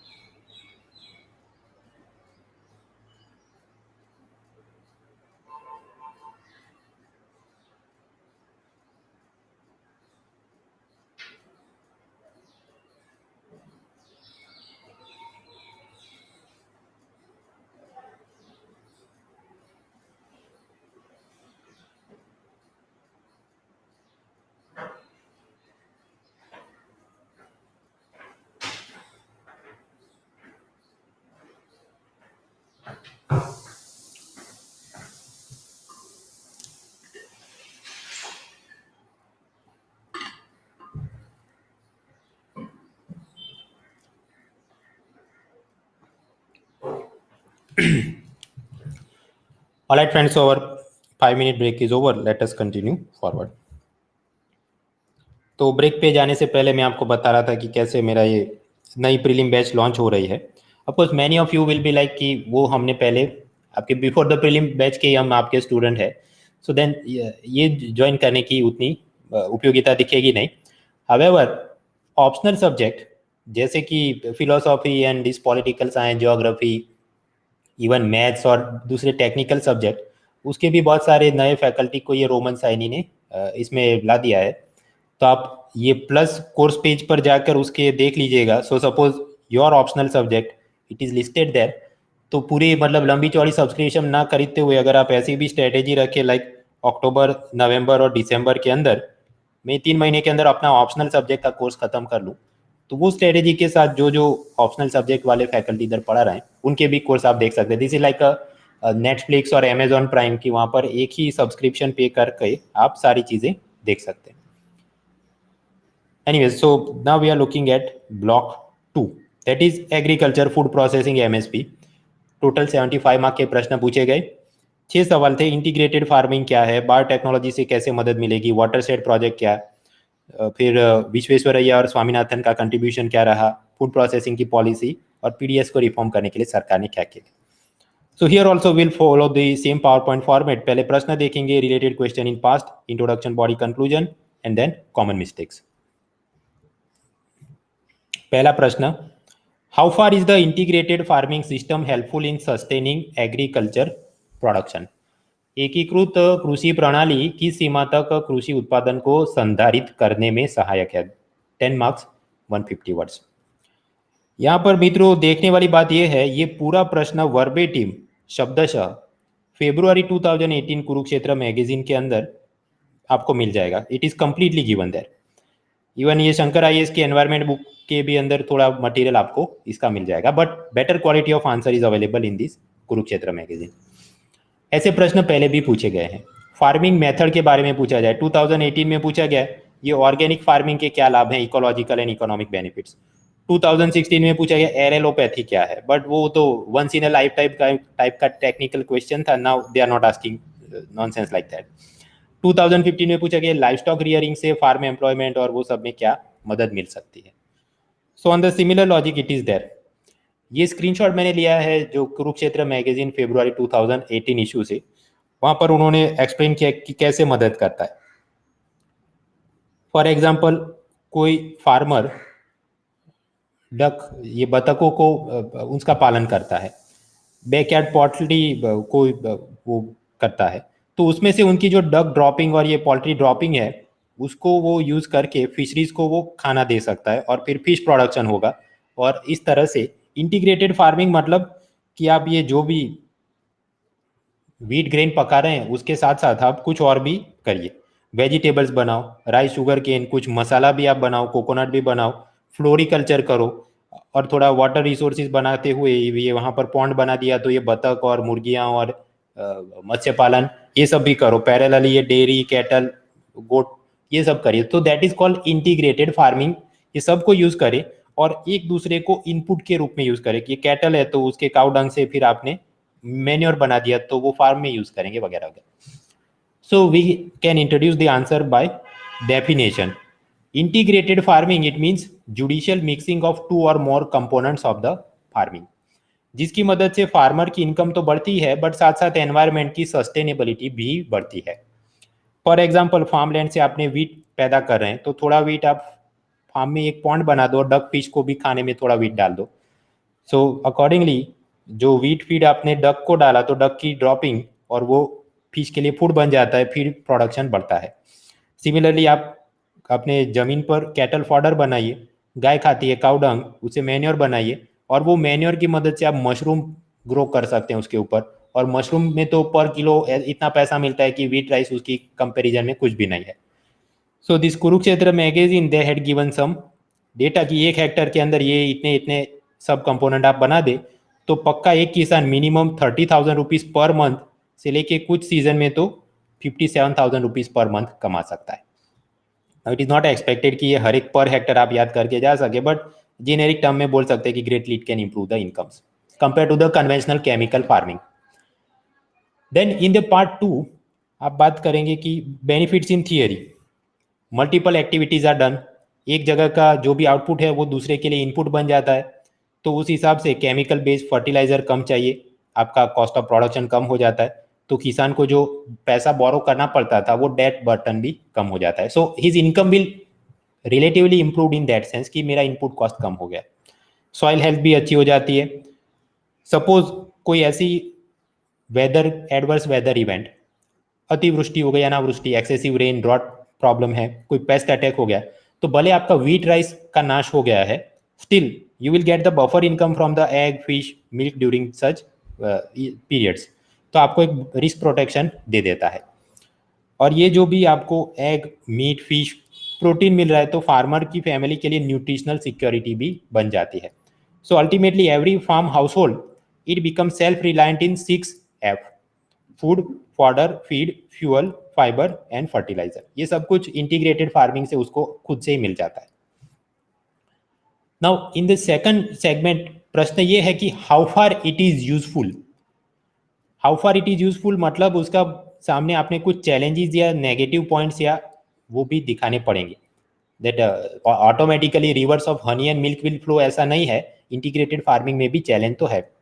So while integrated farming, it can help improving the income and nutritional security for the farmers, but it is not free of challenges.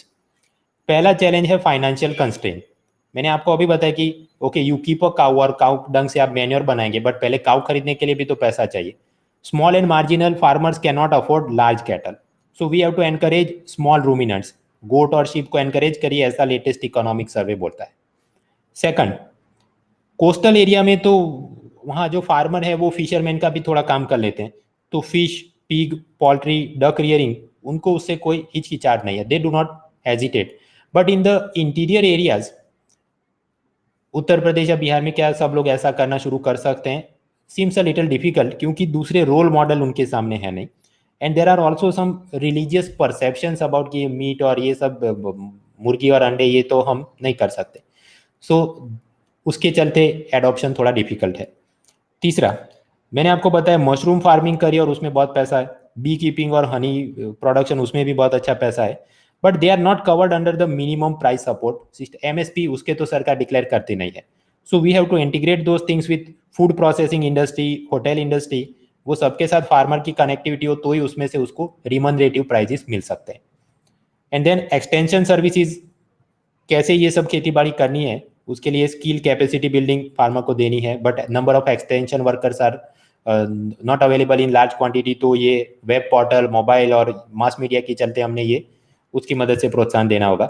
So how far it is useful, it can be useful if this challenges are addressed.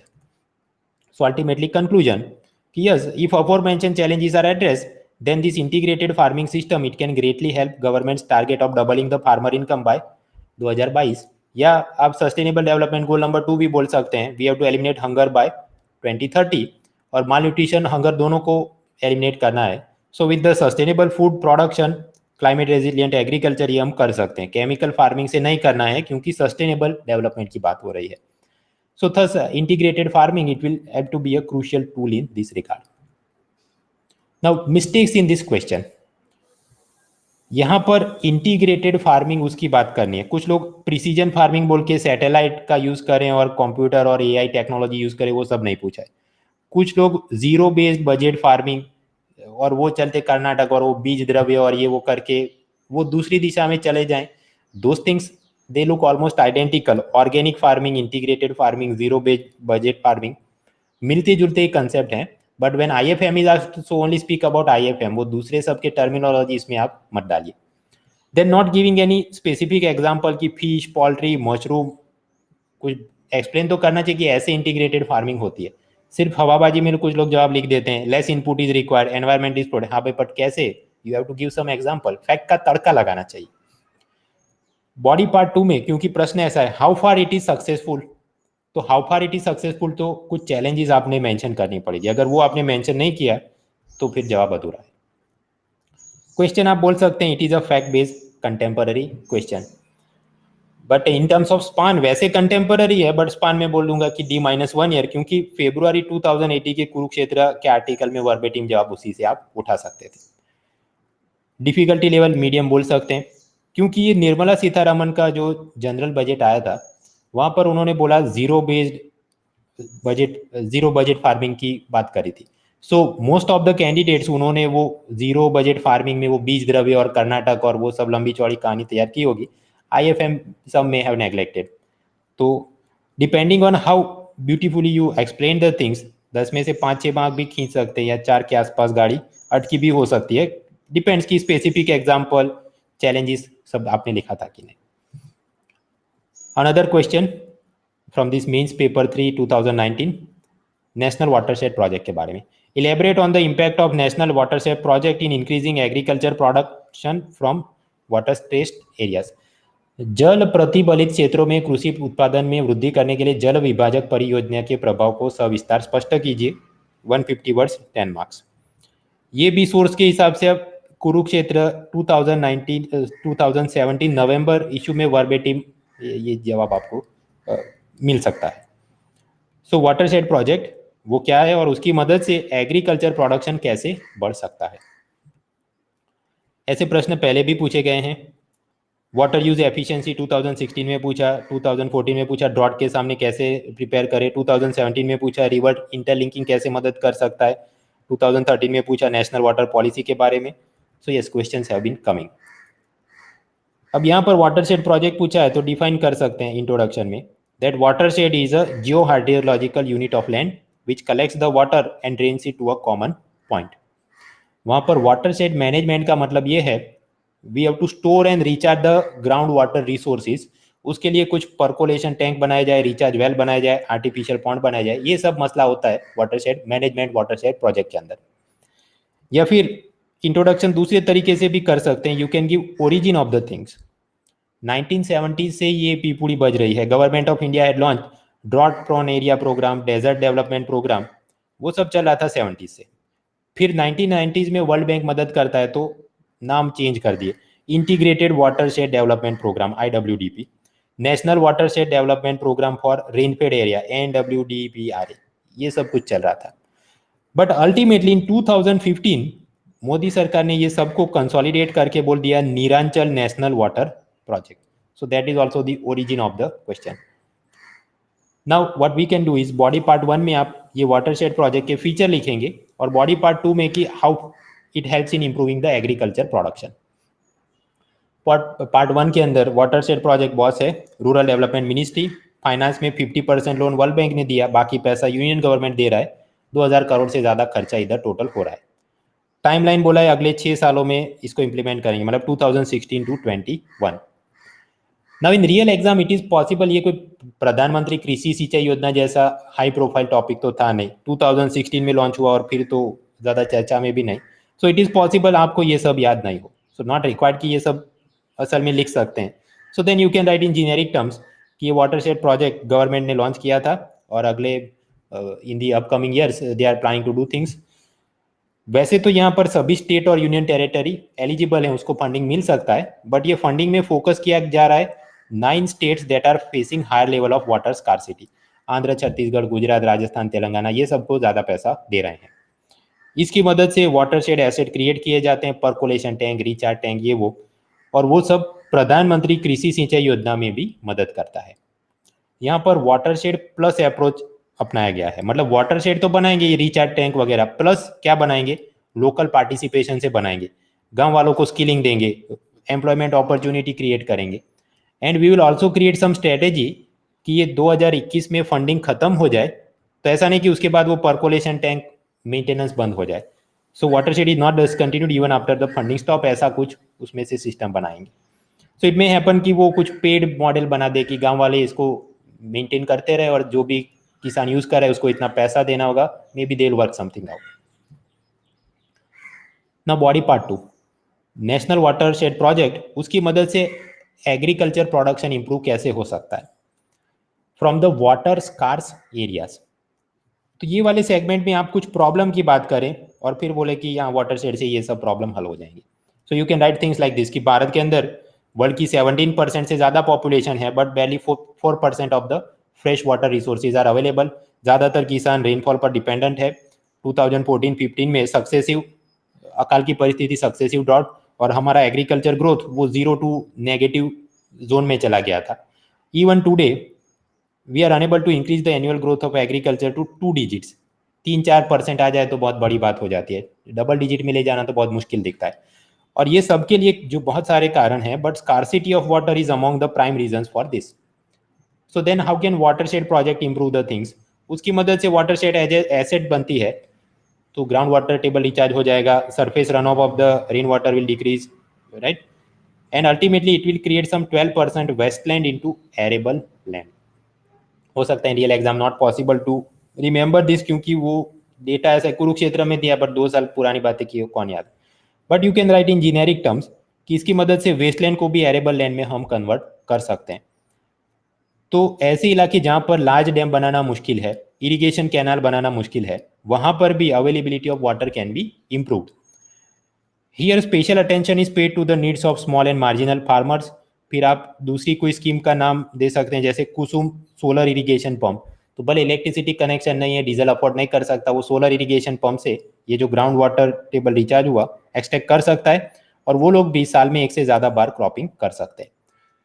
Water की availability बढ़ेगी तो किसान green fodder cultivate कर सकते हैं, और वो गाय भैंसों को खिलाए तो मिल्क यील्ड भी बढ़ सकती है, तो वो भी एग्रीकल्चर प्रोडक्शन का हिस्सा ही आप बोल सकते हैं। सो किसान साल में 1 से ज़्यादा बार फसल ले पाएगा, दूध उत्पादन भी बढ़ेगा, and accordingly the agriculture production will improve.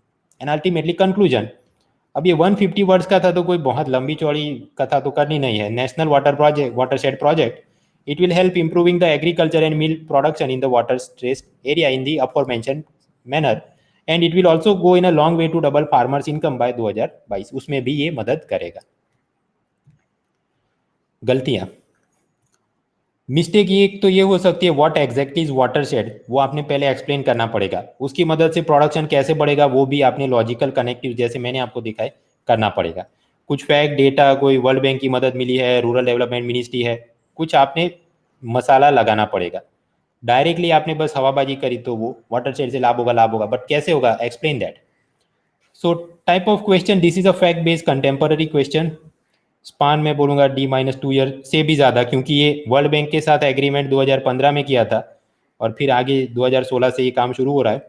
Kurukshetra में 2017 में बात हुई थी, बट वो फुल फ्लेज स्पेसिफिक आर्टिकल जैसे वो इंटीग्रेटेड फार्मिंग जैसा नहीं था। वो क्या है कि इरिगेशन एज अ आर्टिकल उसके अंदर 3-4 पैराग्राफ में दिया है, तो it may not have caught so much attention like a full fledge article of IFM। Difficulty level medium बोल सकते हैं। वैसे वाटर क्राइसिस वो चेन्नई के अंदर बहुत तकलीफ है। It was a very hot topic this year. जल शक्ति मिशन, ये मिनिस्ट्री बनाई गई, जल क्रांति अभियान, लोगों ने कुछ ना कुछ वाटर क्राइसिस पर डेटा और मटेरियल सब लोगों ने प्रिपेयर किया ही होगा, बट इन्होंने क्या पुरानी चीज़ पूछ ली है, वाटरशेड प्रोजेक्ट, और स्पेसिफिक प्रोजेक्ट, और वो कैसे मदद करेगा। किसी कृषि सिंचाई योजना या ऐसी कोई फ्लैगशिप स्कीम पूछते तो थोड़ा आसान हो जाता। स्कोर अगेन इधर 4 और हाई आउट ऑफ 10 मार्क्स सोच सकते हैं, क्योंकि लॉजिकली कनेक्ट करके बात बहुत सारे लोग नहीं रखते कि कृषि उत्पादन कैसे बढ़ेगा, सिर्फ हवाबाजी करते हैं, बहुत लाभ होगा बहुत लाभ होगा, बट वो ढिंडोरा पीटते हैं। बट स्पेसिफिक कुछ कीवर्ड्स दिखने चाहिए, पर्कोलेशन टैंक, रिचार्ज हो जाएगा ground water, right, milk production बढ़ सकता है, ग्रीन फॉडर कल्टीवेट कर सकते हैं, साल में 1 से ज़्यादा बार क्रॉपिंग कर सकते हैं, अगर रेनफॉल होगा तो सिर्फ 1 बार क्रॉपिंग कर सकते हैं। So like that logical connective दिखने चाहिए, सिर्फ डिंडोरा पीजी तो जमेगा नहीं। Next question from mains paper 3 2019, how was India benefited from the contribution of Sir M. Vishweswaraya and M.S. Swaminathan in the field of water engineering and agriculture science respectively? Respectively मतलब क्या, विश्वेश्वरैया ने वाटर इंजीनियरिंग किया, स्वामीनाथन ने agro science किया, उससे भारत को क्या लाभ हुआ है। अब ये क्या, 2 शॉर्ट नोट ही लिखनी है, this is asked in 150 words, और 2 साइंटिस्ट के बारे में लिखना है, तो इंट्रोडक्शन बॉडी कंक्लूजन टाइप की चीजें ना हो तो भी चलेगा, directly you can right 2 short notes की विश्वेश्वरैया ने किया, स्वामीनाथन ने किया। इस टाइप की क्वेश्चन स्पेसिफिक साइंटिस्ट के बारे में पूछा जाए, वो यू आर अवेयर दैट 2013 से सिलेबस चेंज हुआ है, लेकिन स्पेसिफिक साइंटिस्ट के बारे में पहली बार पूछा गया 2018 के पेपर में, discuss the work of Bose Einstein statistic done by professor Satyendra Nath Bose, और उससे फिजिक्स को क्या लाभ हुआ। सो ये रिसेंट फिनोमिना है कि साइंटिस्ट के बारे में कुछ सीधा पूछा जाए। लास्ट ईयर पूछा था 2018 में, अभी वापस 19 में ये दोनों के बारे में पूछा। ना वैसे सच विश्वेश्वरैया भारत रत्न मिला था, सब लोग जानते हैं, बट यहाँ पर थोड़े कीवर्ड्स डाल के जवाब को एनरिच करना होगा। Every year India celebrates engineer day on September 15। सबको ये शायद नहीं पता, बट इंजीनियर को तो पता होना चाहिए। But anyway, so this gentleman Mokshagundam Visvesvaraya, he was an engineering pioneer of India. He was the chief engineer for Krishnaraja Sagar dam project in Mysore. उन्होंने ऑटोमेटेड डोर्स बनाए कि ये डैम में वाटर फ्लो को अपने आप वो रेगुलेट कर सके, और वो फ्लड गेट की टेक्नोलॉजी पेटेंट भी उन्होंने करवाई थी। ये सब की मदद से डैम डिज़ाइन जो भारत में होता था पहले से इम्प्रूव हुआ, इरिगेशन फैसिलिटी बढ़ी, और ये जो फ्लड गेट उन्होंने डिज़ाइन किए थे उसकी मदद से फ्लड प्रिवेंशन मैनेजमेंट भी पहले से बेहतर हो गया। So it also saved thousands of people from ravaging floods, specially in Hyderabad, Mysore, Maharashtra, Odisha. जो डैम बने हैं वहाँ पर विश्वेश्वरैया की हम कंट्रीब्यूशन देख सकते हैं। And for this in 1955 he was awarded Bharat Ratna for his exceptional contribution. Visvesvaraya Bharat Ratna dam बनाते थे, इतना अपने पास माल है, बट उसको थोड़ा एनरिच करके flood gates, irrigation facility, canal irrigation, कुछ कीवर्ड्स डाल के आपने इसको एनरिच करना पड़ेगा, तब थोड़े अच्छे मार्क मिल सकते हैं। ना बॉडी पार्ट 2, स्वामीनाथन की शॉर्ट नोट लिखो। 1960s में ये स्वामीनाथन एंड नॉर्मन बालूम, ये लोगों ने मिलकर हाई यील्ड वेराइटी ऐसे नए सीड डेवलप किए for wheat rice, and they introduce them to farmers under the green revolution, जिसकी मदद से फार्मर और भारत सेल्फ सफिशिएंट हो गया फूड ग्रेन प्रोडक्शन में। अमेरिका से वो जो फूड एड प्रोग्राम में लेना पड़ता था वो बंद हो गया। This gentleman also served as director general for Indian Council of Agriculture Research. वहाँ पर उन्होंने बहुत सारे युवा कृषि वैज्ञानिकों को मेंटरिंग किया, मदद करी। कृषि विज्ञान केंद्र उसका भी भारत के अंदर और एक्सपांशन किया, और ये सब सर्विस के लिए उनको पद्मश्री, पद्म भूषण अवार्ड भी मिले थे। But of course in real life not possible. Visvesvaraya का भारत रत्न वो तो चलिए याद रह जाइए, हर एक को क्या क्या मिला था याद करना मुश्किल है, but then you can, he has been a great person and pioneer in the agriculture development of India. Keyword यहाँ पर मिनिमम ये तो होना चाहिए हाई यील्ड वेराइटी, और ये ग्रीन रेवोल्यूशन उन्होंने करा है। ICAR में वो शायद आपको ये ना पता हो director general, but in general term जो भी होशियार आदमी है तो वहाँ तक तो पहुँचा ही होगा। तो ये एसोसिएटेड, हेल्प अदर पीपल, कुछ जेनेरिक आप बना सकते हैं।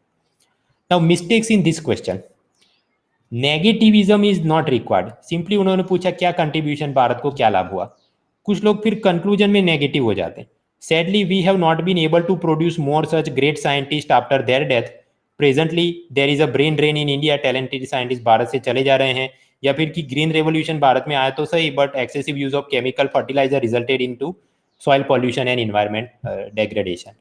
वो सब बात सही है, but that is not asked. 150 word में लिखना है भाई, ये सब नेगेटिविज्म की कोई जरूरत है नहीं। आई will call this fact based theory question है। ये तो 3 दशक पुराने वाले साइंटिस्ट एनसीईआरटी किताबों में भी कहीं कहीं जिक्र है। So it is a fact based theory question. Difficulty level is medium, क्योंकि मैंने आपको पहले भी बताया, वैसे इनका नाम हमने सुना है, बट 150 वर्ड्स में स्पेसिफिक कीवर्ड्स टर्म्स के साथ लिखना है, so it requires some insight. Otherwise तो ज़्यादातर कैंडिडेट ग्रीन रेवोल्यूशन और डैम कंस्ट्रक्शन उसी के आसपास बातें करें। सो इन टर्म्स ऑफ 10 में से 4 to 6 मार्क, डिपेंडिंग कि कितने कीवर्ड उसमें आपने एनरिच किया, green revolution, high yield variety, flood gate, irrigation, Krishna Raj Sagar dam या कुछ, तो ज़्यादा मार्क खींच सकते हैं। अभी तो यहाँ पर ऐसा देखकर डिप्रेस भी नहीं होना है कि ये तो सब हम कैसे मैनेज कर सकते हैं, because UPSC mains exam it is not about finding the best answer among the good answer, rather ये है कि less bad answer among the first answer. तो ऐसी ज़रूरत नहीं है कि हर एक वैज्ञानिक के बारे में आप सब कुछ रट के जाएं for the next exam, they may not ask. और अगर पूछ भी लिया तो ऐसा नहीं कि आपको कोई 10 में से 10 मार्क दे देगा, उनकी मार्किंग पैटर्न ही ऐसे चलती। ये कोई मोहम्मद रफ़ी और मुकेश के बीच कौन बेहतर है इसकी स्पर्धा नहीं है, यो हनी सिंह और वो बादशाह के में से कौन कम बुरा गाना गाएगा उसका सिलेक्शन होता है। So you don't have to become some great intellectual for this. Next question, how biotechnology improves the living standards of farmers. किसानों के जीवन मानकों में उन्नत करने के लिए जैव प्रौद्योगिकी किस प्रकार से सहायता करती है। 15 mark 250 words. I will classify this as a easy question, क्योंकि एनसीईआरटी क्लास 12 बायोलॉजी, वो पूरी किताब नहीं पढ़नी, बट उसका chapter 11 12 that deal with biotechnology, वो तो प्रीलिम में भी देख के जाना चाहिए, वहां से आप ये जवाब हैंडल कर सकते हैं। इस टाइप के क्वेश्चन पहले भी पूछे गए हैं मेंस पेपर 3 2018 कि बायोटेक्नोलॉजी के अंदर क्या प्रोग्रेस है और उससे बायोफार्मा सेक्टर को क्या मदद। सो लास्ट ईयर उन्होंने बायोटेक से बायोफार्मा को क्या मदद पूछा, 2019 में पूछ लिया कि बायोटेक से फार्मर को क्या मदद। इंट्रोडक्शन डिफाइन कर सकते हैं, biotechnology it deals with large scale production of living organism, cells and enzymes. It deals with applications in medicine, agriculture, food processing, waste treatment, energy production, ये सब में मदद करता है। Then in the body part simply write the applications. BT cotton तो सबको पता होना चाहिए, उसकी मदद से पेस्टिसाइड इनपुट कॉस्ट फार्मर के कम हो गए हैं और कॉटन प्रोडक्शन भी बढ़ा है। So how it helps the farmers living standards, तो हाँ उसको खर्चा कम हो गया, पैसा ज़्यादा मिलता है, तो लाइफ स्टैंडर्ड इंप्रूव हो जाएंगे। हॉर्टिकल्चर, भारत के अंदर पॉपुलेशन बढ़ रही है, पर कैपिटा इनकम बढ़ रही है, तो लोग फ्रूट वेजिटेबल पहले से ज़्यादा कंज्यूम करते हैं, लेकिन फ्रूट वेजिटेबल का प्रोडक्शन उतनी तेज़ी से नहीं बढ़ पाया है बिकॉज कन्वेंशनल ब्रीडिंग और हाइब्रिड वाली technique there are some limitations. Particularly tomatoes climate change के सामने वो वल्नरेबल है, थोड़ी भी गर्मी ज़्यादा हो जाए उसके फ्लावर बर्ड खराब हो जाते हैं, वायरल डिजीज भी जल्दी जल्दी लग जाते हैं। So if we explore biotechnology here कि जीएम टोमेटो, पपाया, वाटरमेलन दूसरे देशों में कल्टीवेट करते हैं, अगर ऐसा कुछ भारत में किया जाए तो मदद हो सकती है। सिमिलरली फ्लोरिकल्चर, ऑर्नामेंटल क्रॉप्स, उसमें मदद कर सकता है। Of course there are some people apprehensive कि फूड में अगर ये जीएम टाइप के क्रॉप यूज करे तो सेहत को नुकसान हो सकता है, but then in case of floriculture, ornamental crops, सजावट के लिए जो चाहिए फूल इत्यादि, उसमें तो ऐसे जीएम क्रॉप बनाए तो कोई दिक्कत दिखती नहीं। So this is part 1। Part 2 में आपको बात करनी होगी एनिमल हस्बेंड्री की। Sexing of semen and embryos, basically you know that male female कैसे वो एक्स वाई से डिटरमाइन और बच्चा के लिंग निर्धारित होता है।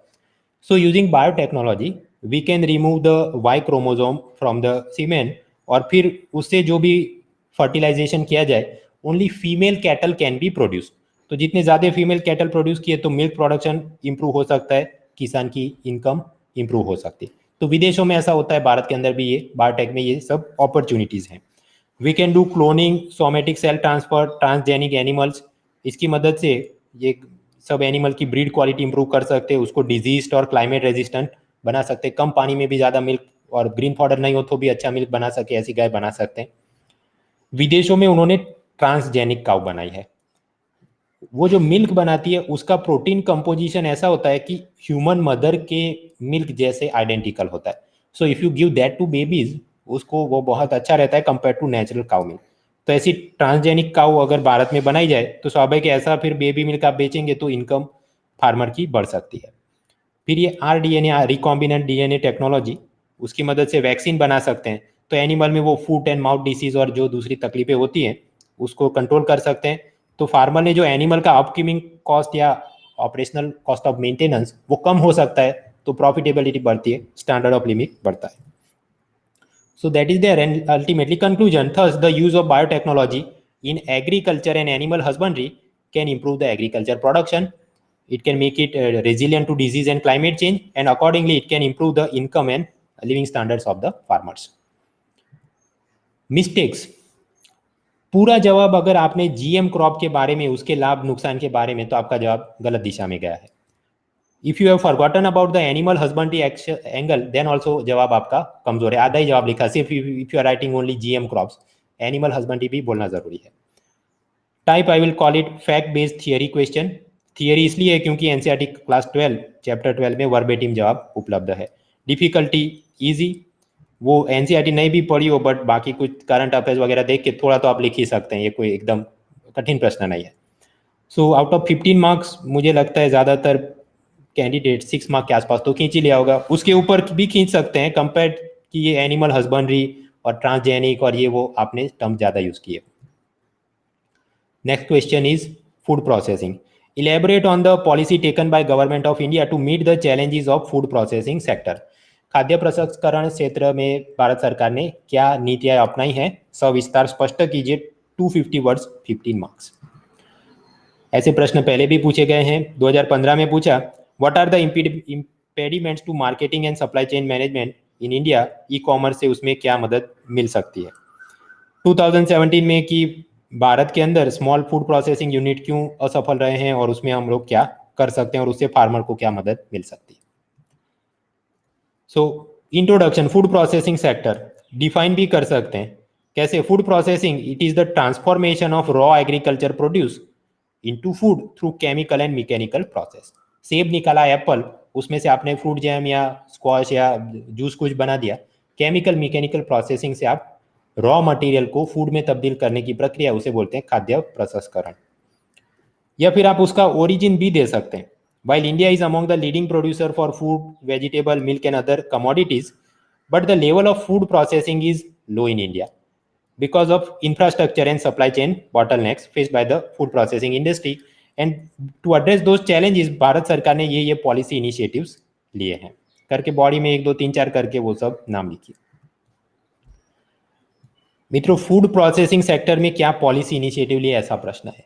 बट सर्च करने पर इंटरनेट से पता चलता है 2017 में जो पॉलिसी बनाई वो अभी ड्राफ्ट स्टेज में ही है, तो फाइनल पॉलिसी जैसी कोई चीज़ है ही नहीं। तो हमने मारपीट के जवाब क्या करना पड़ेगा, we have to quote some other schemes and policy कि सरकार का ये रुख रहा है। तो पॉलिसी अलग और स्कीम अलग, ऐसा इधर कोई शार्प जवाब बनाना मुश्किल है। सब आपके पास है, वो इधर जवाब में उलझ देना है। So what are the notable schemes. Mega food park है, जहां पर जो common warehousing, packaging, labelling, weighing machine, common infrastructure सरकार खर्चा उठा के बना देती है और फिर फूड पार्क में पतंजलि, डाबर, एक एक कंपनी अपना स्टॉल लगा देगी और फैक्ट्री लगा देगी। देन प्रधानमंत्री किसान संपदा योजना फंडिंग देते हैं for cold chain infrastructure. Food processing ministry, उन्होंने ऑपरेशन ग्रीन शुरू किया, जहां पर ये टोमेटो, ऑनियन, पोटैटो, उसका स्टोरेज ट्रांसपोर्टेशन के लिए सब्सिडी दी जाती है फार्मर को, सेल्फ हेल्प ग्रुप को, फूड प्रोसेसिंग इंडस्ट्री को। ग्रीन रेवोल्यूशन के अंदर अराउंड 11 स्कीम्स आर देयर, उसके अंदर एक कृषोन्नति योजना है, वहाँ पर इंटीग्रेटेड डेवलपमेंट ऑफ हॉर्टिकल्चर, वहाँ भी थोड़ा फिर नीचे कोल्ड स्टोरेज इंफ्रास्ट्रक्चर का पैसा दिया जाता है। कॉमर्स मिनिस्ट्री की एग्रीकल्चर एक्सपोर्ट पॉलिसी 2018 को भी कोट कर सकते हैं। भारत में हमने ये चीज़ों को फूड प्रोसेस करके एक्सपोर्ट करने में मदद मिले, बिकॉज कई बार ये होता है कि sanitary and phyto sanitary agreement of WTO, उसको कोट करते हुए यूरोपियन यूनियन और अमेरिका वाले भारत के मैंगो और वेजिटेबल्स को बैन कर दे, इसमें पेस्टिसाइड जाता है, इसमें ये कुछ इंसेक्ट मिल गया। So APEDA, FSSAI and other bodies, they have said that we will provide the legal compliance cost, और सारी मदद हम फूड प्रोसेसिंग इंडस्ट्री को करने वाले हैं। फूड प्रोसेसिंग में भी branding, packaging, marketing of Indian ethnic products, जैसे कि सरसों दा साग, फिर ये मखना, आगरे का पेठा, हैदराबादी बिरयानी, एक एक कंपनी अमेरिका में जाके मार्केटिंग करे मुश्किल है, तो भारत सरकार ने बोला कि हम लोग खुद इसका मार्केटिंग करके आपको मदद करेंगे, and you develop the canned food like this. तो वो कैन से निकाला और तवे में गर्म किया, खाना पक गया। तो फूड प्रोसेसिंग में ये सेक्टर को फोकस किया जा रहा है। Will also focus on the research development of gluten free, fibre rich products, ताकि health conscious consumers of US and EU उसको वो ज़्यादा खरीदारी करे। So government is helping the food processing sectors in this way. And ultimately conclusion, कि thus food processing industry can help reducing the wastage of perishable agriculture produce. It can help improving our export income. और यहाँ पर farmer cooperatives को साथ में लिया जाए value addition process में, तो फार्मर की भी इनकम डबल की जा सकती है बाय 2022। ऑटोमेटिकली इनकम डबल हो जाए ऐसा नहीं है, उनको भी साथ में लेना पड़ेगा। अदरवाइज सपोज ये डाबर और पतंजलि मान लीजिए 1 1 रुपए में टोमेटो खरीद के अपना फूड टोमेटो केचप बना रहे हैं, देन फार्मर की इनकम शायद डबल ना हो, but if they are also added in the value addition process, then it will help. So considering the significance of this sector, government has initiated aforementioned steps, या appreciable steps have been initiated. Mistakes, कोई भी योजना का अगर नाम नहीं लिखा तो फिर आपका जवाब अधूरा है। फैक्ट बेस्ड कंटेम्पररी क्वेश्चन बोल सकते हैं, D-2 से ज्यादा साल से 2015 से ये सब बातें चल रही है। अगर 150 वर्ड में पूछते तो मैं बोलता ये इजी क्वेश्चन था, बट यहाँ पर 250 वर्ड में पूछा गया तो मैं बोलता हूँ कि medium question, medium difficulty, because more number of schemes, और स्कीम का थोड़ा और फीचर मेंशन करने पड़ेंगे तो दिमाग पर जोर ज़्यादा पड़ता है। स्कोर, अगर एग्रीकल्चर पिलर मतलब पिलर 4A स्कीम सब तैयार करके तो आराम से 6 मार्क के आसपास खींच सकते हैं, और भी खींच सकते हैं डिपेंडिंग कि वो कैसे आप लॉजिकली स्ट्रक्चर कर रहे हैं। Then another question, agriculture food grain distribution. What are the reformative steps taken by government to make food grain distribution system more effective? अनाज वितरण प्रणाली को और प्रभावी बनाने के लिए सरकार ने क्या क्या सुधारात्मक कदम उठाए हैं? 250 वर्ड्स 15 मार्क्स। मित्रों वैसे पेपर 3 के अंदर ये food distribution as a syllabus topic is mention, but पहले वो पीडीएस के डायरेक्ट सवाल उन्होंने नहीं पूछे थे। हाँ, पेपर 2 में उन्होंने इनडायरेक्टली पूछा था, hunger and poverty are the biggest challenges in governance of India, उसके लिए क्या कर सकते हैं, 2017 में पूछा। फिर पेपर 2 2018 में वापस पूछा, do you agree with the view that lack of availability of food is the main cause for hunger in India, और उसके लिए हम क्या कर सकते हैं। तो yes, it has been asked, but in the paper 2, paper 3 में ये पहली बार दिखता है। प्रश्न ये फूड ग्रेन डिस्ट्रीब्यूशन, उसके लिए क्या किया गया। अच्छा, so we can give origin of the thing, ministry of consumer affairs and food, उसका जो डिपार्टमेंट है, और साथ ही साथ food corporation of India FCI, जो इसका स्टैट्यूटरी कॉर्पोरेशन है, they are responsible for the food grain distribution in India, and following initiatives have been taken by them to make the system more effective. अब body में आप visualize करिए कि सबसे पहले क्या होगा, स्टेट गवर्नमेंट को एलोकेशन करेंगे, ट्रक की मदद से उसको ट्रांसपोर्ट करेंगे, फिर बेनिफिशियरी को मिल रहा है कि नहीं, तो वो जनधन आधार मोबाइल की पीपूड़ी बजाएगी, और फिर भी अगर कुछ बच गया तो कोई टोल फ्री नंबर या ऐप या ऐसा बनाया होगा जहां पर आप कंप्लेन कर सके। So this type of things would have been done. तो लॉजिकल सीक्वेंस में आप करिए कि एक तो इन लोगों ने अन्न वितरण पोर्टल बनाए जिसकी मदद से online allocation of food grains to state union territories fair price shop, and to end computerization of the supply chain management, Maharashtra को इतने टन अनाज भेजना है, वो पूरी चीज़ यहाँ पर डिस्प्ले हो जाती है, ट्रक से वो माल निकलता है, तो ये ट्रकों के अंदर भी global positioning system, GPS, radio frequency identification, RFID tag लगाए गए हैं, रियल टाइम व्हीकल ट्रैकिंग होता है ताकि कहीं उसका डाइवर्जन या लीकेज ना हो जाए, जो पहले हो जाता था, बट ये ब्लैक मार्केट में ऐसा डाइवर्जन रोकने के लिए ये सब किया जा रहा है। Electronic point of sale terminals are being installed in the fair price shop, ration की दुकानों पर ऐसे, ताकि वो वजन के अंदर वो कुछ मैनिपुलेट नहीं कर पाए और गरीब आदमी को जितने किलो मिलना चाहिए वो मिल सके। So this also helps tracking the distribution of food in a more systematic manner. फिर जब गरीब आदमी खरीदने को जाए तो Aadhaar seeding has been done, ration card को आधार कार्ड के साथ लिंक किया गया है ताकि डुप्लीकेट गोस्ट डेड बेनिफिशियरी को हटाया जा सके। इंटीग्रेटेड मैनेजमेंट ऑफ पीडीएस या इंटरऑपरेबिलिटी या one nation one ration card, ऐसा एक कंसेप्ट अभी चल रहा है। That means all the ration cards will be linked with Aadhaar card, will be linked with centralized server, ताकि बेनिफिशियरी, और बेनिफिशियरी को मान लीजिए ऐसा है कि 5 kilogram of grain you can purchase per month, तो उसमें से हो सकता है 2 किलो उसने अपने स्टेट में खरीदे, फिर 3 किलो वो जब मुंबई में काम करने को आता है उसकी राशन की दुकान से खरीद सके। तो it will be very useful for the migrant worker. सरकार इस पर काम कर रही है, and told free helpline number और वो भी इंस्टॉल किए गए। सो देन द कंक्लूजन कि ये सब किया गया है एंड इट वाज रिक्वायर्ड, कि यस पीडीएस में पहले बहुत प्रॉब्लम थे तो सरकार ने अच्छे काम किए हैं। In the global hunger index Bharat का रैंक 100 से भी नीचे है। भारत की 21% population lives below the poverty line, इसलिए subsidise food it is very necessary for their survival and development. लेकिन जब भी ये पीडीएस के अंदर लीकेज, करप्शन, डाइवर्जन हो जाता था, it has been a Achilles heel for India. ये राजीव गांधी, इंदिरा गांधी के टाइम में न हल की जा सके ऐसी ये समस्या थी। But now government has taken the appreciative information technological solution to make the system more robust and transparent, and this will help in a long way to achieve the SDG goal 2। Goal 2 क्या है? Zero hunger and malnutrition by 2030, उसमें ये मदद मिलेगी। यहाँ पर mistake क्या हो सकती है? What has been done by the government to make the distribution more effective, उसकी बात करनी है। नेशनल फूड सिक्योरिटी एक्ट में कितने रुपए किलो पर अनाज दिया जाता है, मिड डे मील में कितने कैलोरी का देना है या कितने ग्राम प्रोटीन देना है, those things are not asked here. वो दिशा में आप चले गए, गलत है। कुछ लोग फिर ये कि given the problems in this entire PDS system we have to explore the direct benefit transfer या यूनिवर्सल बेसिक इनकम, और वो सीधा बेनिफिशियरी को दिया जाए और वो ओपन मार्केट से खरीद ले। आपका ये सब सजेशन और ओपिनियन नहीं पूछा गया। द क्वेश्चन इज स्पेसिफिक कि सरकार ने क्या किया उसकी बात करो। Question is asked in 250 words, तो सिर्फ आप जनधन आधार मोबाइल की पीपूड़ी बजाएंगे तो वो कम रहेगी। You also have to mention other words कि जीपीएस और आरएफआईडी से मॉनिटरिंग होता है, एक पोर्टल बना है, one nation one ration card system है। तो 250 वर्ड में ज़्यादा मुद्दे लिखने पड़ेंगे। लॉजिकल ऑर्डर में भी ध्यान रखना चाहिए पहले अनाज का अलॉटमेंट होता है, फिर जीपीएस वाले ट्रक उसको ट्रांसपोर्ट करते हैं, फिर डिलीवरी होती है। अगर बेनिफिशियरी को नहीं मिला तो टोल फ्री नंबर पर कंप्लेन कर सकता है। ऐसा नहीं कि ओपनिंग आर्ग्यूमेंट इन बॉडी 1 की टोल फ्री नंबर और ऐप बनाया गया है, that is a poor sequence of logical order. Fact based contemporary question बोल सकते हैं, पिछले 2 साल में ये सब रिफॉर्म लिए गए थे।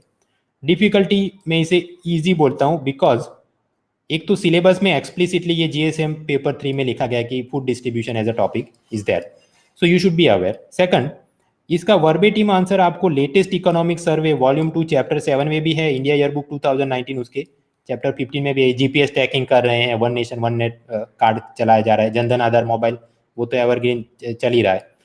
So it is manageable. ज़्यादातर लोग एटलीस्ट 6 मार्क का तो माल लिख के ही आए होंगे, सिवाय कि जो मैंने आगे मिस्टेक बताई ऐसी करी। So that was the block 2 agriculture, integrated farming, biotech, watershed, Visvesvaraya, Swaminathan, food processing, PDS हमने देखा। ऑब्जर्वेशन में भी हमने देखा कि इजी टू मीडियम लेवल के क्वेश्चन ये थे। कुछ थियरी भी पूछी गई जैसे विश्वेश्वरैया या बायोटेक्नोलॉजी, और कंटेम्पररी चीज़ें भी पूछी गई कि ये पीडीएस, फूड प्रोसेसिंग वगैरह। सभी क्वेश्चन आप अटेम्प्ट कर सके उस टाइप के थे, लेकिन रियल एग्जाम में टाइम कंस्ट्रेंट होता है। तो सीक्वेंस वाइज 1 2 3 4 आप गए तो काम बनेगा नहीं। First you have to attempt the question that are relatively more easy, और फिर ऐसे कि जहाँ पर आपने रुक के कुछ ज़्यादा सोच विचार करना पड़े। So maybe you could start the logical sequence like this कि बायोटेक वाला वो तो रटे रटाए topic GM crop and this somatic and transgenic लिख सकते थे। फिर 5वें प्रश्न में ये सब किसान संपदा योजना के नाम हो तो आप तुरंत लिख सकते हैं। 6ठा प्रश्न पीडीएस भी ऐसा आपके पास जनधन आधार मोबाइल वो सब है तो लिख सकते थे। Then first question integrated farming, क्योंकि यहाँ पर थोड़ा सोच के लिखना पड़ेगा कि कैसे जस्टिफाई करूँ। देन विश्वेश्वरैया स्वामीनाथन, क्योंकि अपने पास एक एक वर्ड ही था कि डैम बनाया और ग्रीन रेवोल्यूशन लाया, तो सोच के लिखना पड़ेगा, it consumes more time even if word limit is low, तो वो उसको आप बाद में अटेम्प्ट करें। एंड लास्टली ये वाटरशेड वाला प्रोजेक्ट, उसमें ये आपको नहीं पता अगर तो उसमें भी सोच विचार। So accordingly based on your weakness and strength you have to decide the logical sequence कि मैं इसे कैसे अटेम्प्ट करूँ। As far as preparation is concern, जहाँ तक ये conventional scheme, issue, challenges, extension service, e technology in the help of farmer, PDS, ये सब वो तो मेरे इकोनॉमी पिलर 4 है एग्रीकल्चर उसमें थोड़ा कवर, पिलर 6 एचआरडी हंगर उसमें थोड़ा कवर। सो लेक्चर हैंडआउट में ये चीज़ें उपलब्ध थी। Food processing as an industry हर साल सवाल पूछते नहीं, बट mrunal.org वेबसाइट/इकोनॉमी आर्टिकल सीरीज आपको मिल जाएगी। फार्मिंग एंड क्रॉपिंग टेक्निक जैसे वो integrated farming, zero based budget और वो सब, वो तैयार करने के लिए मटेरियल स्कैटर्ड है। थोड़ा आपको एनसीईआरटी से मिलता है, जियोग्राफी की किताबों से, थोड़ा आपको माजिद हुसैन की किताब से मिलेगा, शंकर आईएएस से, थोड़ा कुरुक्षेत्र देखना पड़ेगा, और लेटेस्ट डेवलपमेंट ये जीरो बजट फार्मिंग वगैरह न्यूज़पेपर फॉलो करने पड़ेंगे या उसके current affair compilation. So accordingly you have to prepare it, but prepare you must because ये कितना 75 मार्क्स इधर से ही हैं। सो इकोनॉमी एग्रीकल्चर हमारा ख़त्म हुआ। अभी हम लोग यहाँ पर लंच ब्रेक लेंगे और उसके बाद 2 बजे वापस मिल रहे हैं। वापस मिलेंगे तो ये एनवायरनमेंट और इंटरनल सिक्योरिटी उसके इसी सीक्वेंस में हम लोग सवाल हल करेंगे। So I will see you again at 2 PM। I end the class here. और आप लोग इसकी रिकॉर्डेड चीज़ भी देख सकते हैं, और इनके पोर्टल में ऐसा है कि आप जब रिकॉर्डेड चीज़ देखते हैं एक जगह पर बटन होता है, when you click that thing you can even see the PowerPoint slides. So you will be able to see these things. I'll end the class here. See you at 2 PM.